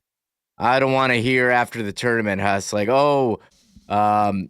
Team Canada won, but they didn't have, Quinn Hughes or McAvoy, and, USA won, but, Canada didn't have Makar. I want to see best on best, so, make the rules whatever you want. If a guy's injured for the tournament, you should just be able to replace him. If they want to end their vacation early, if Thomas Harley wants to come in, let him practice. Who cares? And first of all, credit to Thomas Harley. That was a legendary performance coming into that game, that atmosphere, his first game having not practiced, not played, or maybe he did secretly practice at some rink by himself in Montreal. We have no idea, but so they call up Quinn Hughes to be there just in case, and who's to say some USA player doesn't accidentally slip and fall, or say they have diarrhea or something and can't play. Food poisoned. Yeah. Well, actually, I'll say this, Cam, there's a lot of talk about Sweden. They had the flu. Cam Robinson of Elite Prospects we've had on the show before just put out there. Sources indicate while the flu has spread around the four nations, Team Sweden wasn't just dealing with a little bug running through their team. Guys were ravaged, weak, dehydrated, surely impacted their play to a great level. So we don't really know what people are dealing with, but what's stopping, if Quinn Hughes is there, what's stopping some USA player to be like, oh no, I can't play. I'm hurt or something. Or who's going to take themselves out? I don't think anyone, unless they're basically forced to do it. That's true. But listen, it was if I'm the PA and you have these rules, but you're bringing a guy in that it's willing to be there, you don't let him skate. It just seemed strange. But Gary, I think nailed it. I don't think they were worried about a bunch of other things other than what would happen when you're bringing in an eighth defenseman and what the circumstances were where they could at least practice with the team and potentially play. So I'm with you. I don't want there to be any asterisks to this game. And I don't think there will be. By the same token, I don't think, any Canadian should be saying, well, the States won on Saturday, but Cale Makar wasn't in the game. This is best on best. Who's ever available? Put your country's jersey on and go out there and try and make it happen. Let me just quickly check out. There's a whole bunch of interesting comments here in the chat. Let's fire up a little fan feedback for our friends at Fans First, your number one spot for buying and selling Winnipeg tickets on the resale market. Fans First is by fans with no fees. What you see is what you pay. And if you are in a situation at times where you've got an extra pair that you're looking to sell, no better place to do it than Fans First. You'll know exactly what you're getting when you sell it. And, of course, you will get paid the next day by e-transfer with the best customer service in town. Fans First, by fans, for fans, no fees. Jeff Hughes says, crush Hughes, bring it on. Isha Boy Bruce mentioning David Pasternak. Yeah, Pasta was in the building last night. Felt badly for him. It's a best on best. He's just a spectator. Interim coach, both Canada and USA should enter 2 teams each. You could argue that the guys that were left off Canada and left off USA would make a competitive team, but I think the point is of making one and making one team and having the best. Roy Mack, of course, who was out in Montreal on the weekend, no player is voluntarily backing out of that game. No AMC story. Can't wait for Saturday. And in Either's We Trust, it's a great tournament and way better than I thought it would be. Of course, LFG Jets and a bunch of others. Great to see everyone having fun today in the chat. Of course, fan feedback brought to you by Fans First, by fans, for fans, no fees. Remo, what was your viewing? That game was so memorable on Saturday. When I talk to people, we talk about the game, and I'm like, well, where were you? Who were you with? What were you doing? And I can tell you I was with a big group, and it was absolute pandemonium, and then really tense and obviously disappointing at the end. What was your viewing experience like for particularly the Saturday game, but also yesterday as things got a little sketchy there in the third for Canada? Yeah, Saturday night, tucked the kids in, and my wife and I sat on the couch, put it on. I've been watching 4K. The jersey colors look great, and just sitting there going crazy. And she's a sports fan too, so it was definitely capturing everyone's attention that game. So that was that. And then yesterday, we had we had kids home, for family day. Was able to watch the start of it. Move to a bit of a smaller screen. The popular Instagram meme where you have this large TV, but it's some kids show, and you're sitting there watching on your phone or on a tablet. That is me. That's me sometimes. So got a bit dicey there at the end yesterday, but they pulled through. One thing I enjoy, about these tournaments is like you want to see like the best players still be the best, like McDavid, McKinnon, but you're also wondering, okay, which player is going to step up that you didn't expect and make an impact. I'm not sure who that guy's going to be for Canada the other day, but I have enjoyed what we've seen from Hagel as well. And I thought Thomas Harley on Saturday was excellent. That was wild that he came in. I mean, there's been a lot of talk about Harley. I mean, we're just like, Thomas Harley from Dallas, and he was a first-round pick, and you kind of see what he's done. And he is not a guy, I think, in the Dallas games that I've seen that's really jumped off the page. And maybe it's tough when you got to like Heiskanen. But for a guy that wasn't able to skate with the team to go out and play the way he did and play like 18 minutes or so, I thought that was really, really impressive. And he deserved a heck of a lot of credit. There's it's funny that they were talking about the Swedes. And again, like I will tell you that the viewing experience yesterday was very different between the two games. I mean, we got there, it was kind of stressful before the game. We knew how important and what was riding on it. I mean, if Canada had lost that game, we're here for the next couple days and it's fun. We're staying in a nice spot and going to do some fun things in the evening, but all the juice would have been out of the gold medal game. And frankly, as a Canadian, it would have been a little humbling, borderline humiliating to not be in that game and have to hear it from the Americans all week. So that was avoided. But again, because of the way things shook out with the 2-2-2 for Canada, Finland, and Sweden's 2 points being two separate overtime losses to those two teams, a regulation win in the early game locked in the finals. So, we saw the U.S. kind of rest some guys. The Swedes did the same, but maybe not necessarily resting, just dealing with, with the sickness going through. I have to admit, Remis, I saw Elias Paterson at the end of the game. Like there was a bunch of family and friends, and he was there, and I'm like, did he play? I did not notice him once yesterday. And again, it wasn't maybe as an intense watch as the other games of the tournament had been because of the scenario. But there was a few guys that, were pretty quiet. You know who did look great last night, though? That is just such an exciting young player.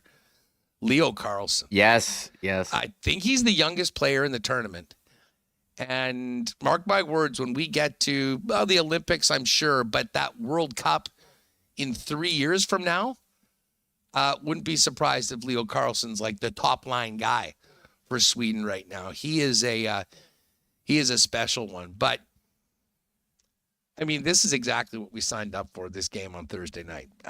There is a buzz in and around this city, and we were in and around TD Garden yesterday, obviously with the two games, so it was kind of hockey, everything. But looking at ESPN right now, even the news stations are talking about this. And, I don't know whether the president of the United States is going to be in the building, but considering everything that's happened, it would almost surprise me if he wasn't. That he certainly likes going to sporting events. And with everything that, really started with him ramping up this stuff between Canada and the United States, seems like something that he's leaning into. I know Trudeau's done and is somewhat lame duck, but Reem, what about if he just said, all right, everything depends on this game. Tariffs if USA wins. And we believe in our Canadian team so much. nothing will happen. Maybe some sort of reciprocity, and he would go out and challenge Trump to do that. That's the only way I think you could amp this thing up anymore. Yeah, well, I did see on the news today that Bill Guerin did invite the United States president to the game, and he's been doing the tour of the Super Bowl and the Daytona. I don't know if you can be making major political decisions based on the outcome of a hockey game, but it does really increase the stakes. Oh, there have been some other wagers. The big wager I saw on the weekend was Teemu Selanne and Peter Forsberg wagering a beer over the Sweden-Finland game. And, one thing that has been so cool about this tournament is bringing in past legends. Teemu's been at the games. I saw it was Peter was pouring a beer for Teemu. And Teemu made him pour the whole thing for him afterwards, and he enjoyed every second of it. Poor Peter had he was a little sheepish when Teemu was sticking it to him. But again, that's a great rivalry between those. We were with a whole bunch of Finns yesterday, and we talked to them about that Finland-Sweden rivalry. And, it is a real thing, very similar to the way the Canadian and U.S. rivalry has sort of grown over the last 25, 30 years. Yeah, I think that's what you wanted, these rivalry games. And shout out to Sweden for getting a point in every game, not, making the final, but a nice tournament for them. And, 2 3-on-3 overtimes has away from advancing. They didn't lose in regulation. Yeah. All of their, all the games in this tournament were close. Like all the teams very competitive. I mean, even the U.S.-Finland game, it was close, until they pulled away, and they made it close against Canada. So it's certainly very competitive, great tournament. And sorry, I even forget what I was. We're just talking about those. I mean, listen, the Swedes and the Finns, I thought acquitted themselves well. I mean, Sweden leaves this tournament not in the final, having not lost in regulation, 2 OT losses and a win. Now, again, does that game go the way that it did yesterday? If Hellebuck's in net and they have to play for it, who knows? And for the Finns, I mean, they battled hard. Their defense was decimated beforehand with the likes of Heiskanen being out. They're already the smallest nation that probably was the last ranked team, if you will. It's nice to see Laine actually have a better game yesterday. He made a couple really nice passes, and he had a really ugly first game, but I thought made an impact in the last couple. But let's face it, for hockey, at least in North America, with all due respect to our friends from Scandinavia and Europe, Canada, USA was the way this thing needed to end. It's the way it will end. We've got a couple more days to get ready for it. And everyone is talking about this one. And this will be one of the biggest events we're seeing in certainly in the hockey world. But as I say, this is expanding, I think, to the general sporting populace. So John Shannon just put out the TV numbers on X during the show. This is for Canada? In Canada. This is the Canadian numbers? And U.S. he has. Yeah, the U.S. I think was 4.4, right? Yeah, 4.4. ABC and ESPN. In Canada, Sportsnet was 3.8 million, and I was also on French TV, TVA, 955,000. So 4.75 million Canadians watched on Saturday. Pretty impressive numbers. I wonder what that number is going to be like on Thursday. Maybe we can get the guys at Coolbet to throw that up. Maybe Evdog can get us a TV number. So, Mike in Boston says Leafs Bruins Game 7 in 2024, 5.27 million. So in Canada. In Canada. Leafs Bruins Game 7 from this past playoff. I bet this goes above 6. Yeah, in fact, if you told me it was 7 or 8 or 9, I wouldn't be surprised. I mean, it's going to be everywhere. And I think that this USA number that was 4.4 passes, 5. Like Saturday nights, a lot of people are doing things. Like this is a Thursday night with a week of people kind of hyping it up. Bottom line is huge win for the NHL and the NHLPA and hockey fans in general. Speaking of which, Reem, because I'm here in Mass, can you pull up the Coolbet lines? Oh, sure. I'm interested to see where that game is at right now. Of course, Coolbet, our great sponsor. We got some great news today on the poker. Got a new bonus. I'll get the details on that if you want to check the Coolbet socials, but especially for people that have been in our Lock Shop poker tournaments. Shout out again to Randy D. Got me at the end. But I'm still pretty pumped with the second place last week in our tourney. And we'll let you know about when the March event is coming up. But here we go. So right now, oh, wow, Canada is now minus 110? And the Canada's US is minus 106? Correct. Ooh, because this opened yesterday with Canada at minus 102 and USA at minus 115. You'd have to think that the injury issues, particularly McAvoy coming out, has maybe been a big factor in that, Reem, because he was a huge part of really limiting McDavid after that world-class goal he scored on Hellebuck to get things going. Yeah. So Connor McDavid, I mean, he's been excellent. You love seeing that speed. So still basically a pick 'em. I mean, minus 106, minus 110. Canada now the slightest of favorites. And listen, I think Canadians are going to be hammering this. I'm just hoping, I don't know if you guys anyone saw the video that I did with the Coolbet guys before heading out to the game yesterday, but let's just hope, they say good things come in threes. Well, we had McKinnon to score. Check. That was plus 143. We had 2 points for McDavid. Check. That was plus 160. And then instead of making a game bet, the game bet was Canada to win the Four Nations over in the futures at plus 185. Well, they got the job done against Finland, and now we're minus 110. So if we can go 3 for 3 on that bid from yesterday, that will be a perfect thing. I find that Remis, I get out of town, and whether it's in a pool in Costa Rica or here, the winners certainly come on the road. Maybe have more time on planes or something like that to really dive into it. But for me, that was simple yesterday. It was a do-or-die game for Canada. And the guys that, if Canada are to win, really separate themselves from the rest, your best players, McDavid, McKinnon, and then at the end when they needed the most, Sidney Crosby. And all three guys have had their moments, and all three are going to need to be at their best if they want to get this win. Although I will say, and Mike did make a great thing, it has been fun to watch the U.S. because even if you're hoping that, like at least in the Canada game, is you're hoping that Canada scores, but when they don't, you're kind of excited for Connor Hellebuck to be playing at the level he is with so much of a spotlight on him. Yeah, there's certainly a Jets perspective to this. Has Josh Morrissey playing power play 1 when Cale Makar. I mean, you got to be so impressed with him. Kyle Connor, he got to isn't getting the ice time, but I think he's shown flashes for when he's had puck touches, but obviously hasn't really been on the score sheet. I'll say this about Kyle Connor. Mm-hmm. I think this, and I mean, it's not like he hasn't played in the playoffs before, but I mean, listen, he's really had his way with the majority of the league so far this year.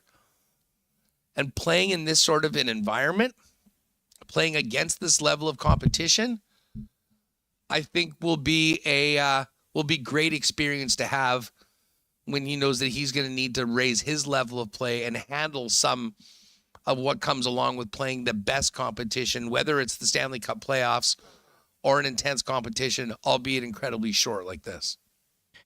Yes, and one thing, for Connor Hellebuck to us, it's nice to see, so much talk about, at least over the last years, he hasn't got it done in the playoffs. And I'm so sick of hearing that, as we've said on this program so many times. Did you see the team in front of him? They were not there against Colorado. They got steamrolled. We talked about this with Murad. So anyone who's watched the Jets knows Connor Hellebuck's skill level, and you're seeing more of that. And he was incredible they cherry-picked for too. USA. Like, when that one goal went in at the start of the tournament, and Sportsnet could not wait. Like, they couldn't get the graphic up fast enough to put the goals against and the save percentage in the Vegas and the Colorado series. They certainly conveniently didn't mention anything about the brilliance that he had in the sweep of the Edmonton Oilers. No mention of going to the conference final beforehand. So what did they say? Stats are like hostages. You can make them say anything. You can massage or cherry pick a lot of stuff. Here's what you need to know about Hellebuck. There's no better goalie on planet Earth right now. He's playing at a very high level. He's on the verge of winning back-to-back Vezina trophies, a third. And I think this is a guy that has a spur up his, rear about, proving a lot of people wrong. And I mean, he's said it all along. All the personal stuff is great. He's here to win a Stanley Cup. He's committed to the Jets long term. They're the number one team in the league. We'll see what happens at the deadline. But regardless of what happens Sunday, Hellebuck has shown that he gives the USA an advantage every night when they're playing. And he's doing the same thing for the Winnipeg Jets right now. So, you wish him, you hope he plays great, but somehow Canada's able to get one more past him. I do have a little bit of nerves about Binner, though, Reem.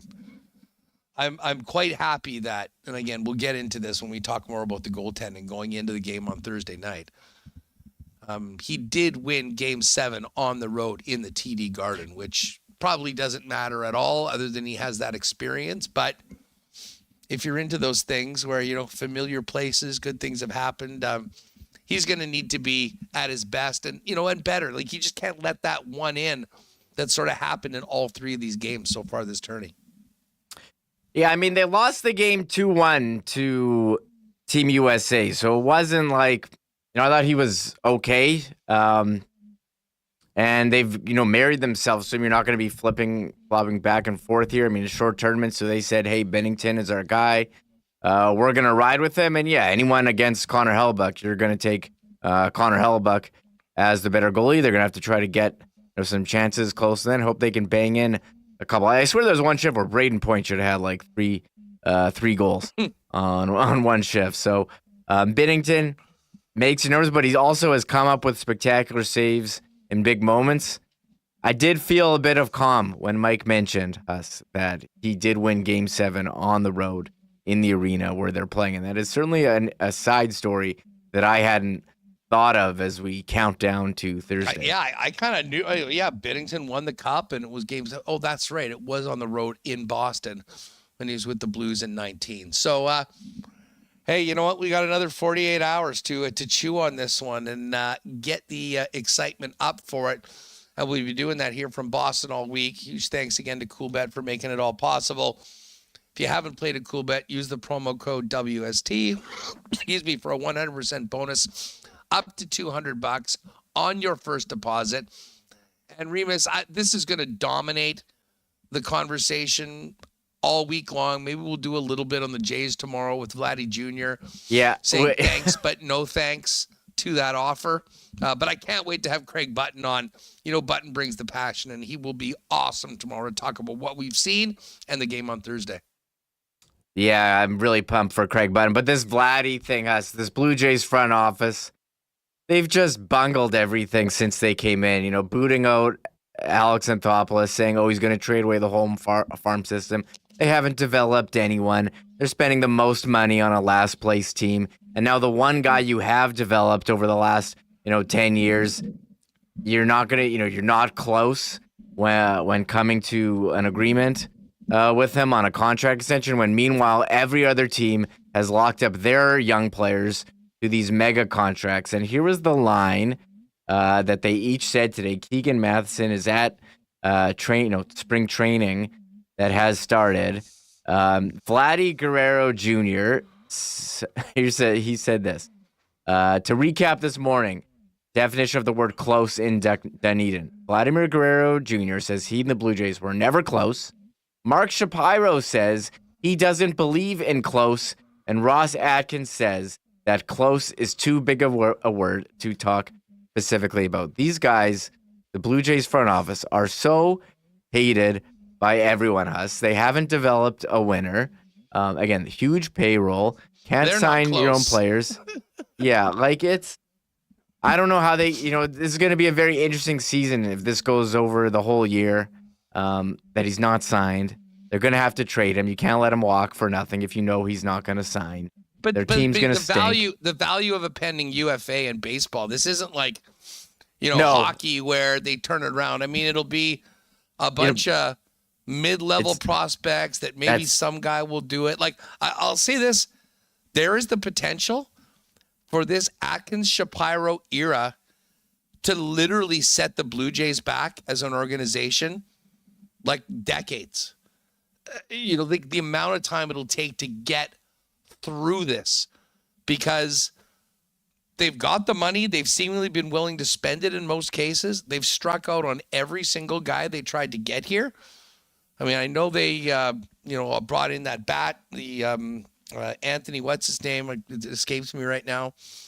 And Max Scherzer on a 1-year deal at 40 years old or whatever. But, compared to the guys that they were going after, it just hasn't happened. Now, I wouldn't be surprised if Vladdy's agent knows that the Jays are in an absolute jam and has been squeezing them even harder.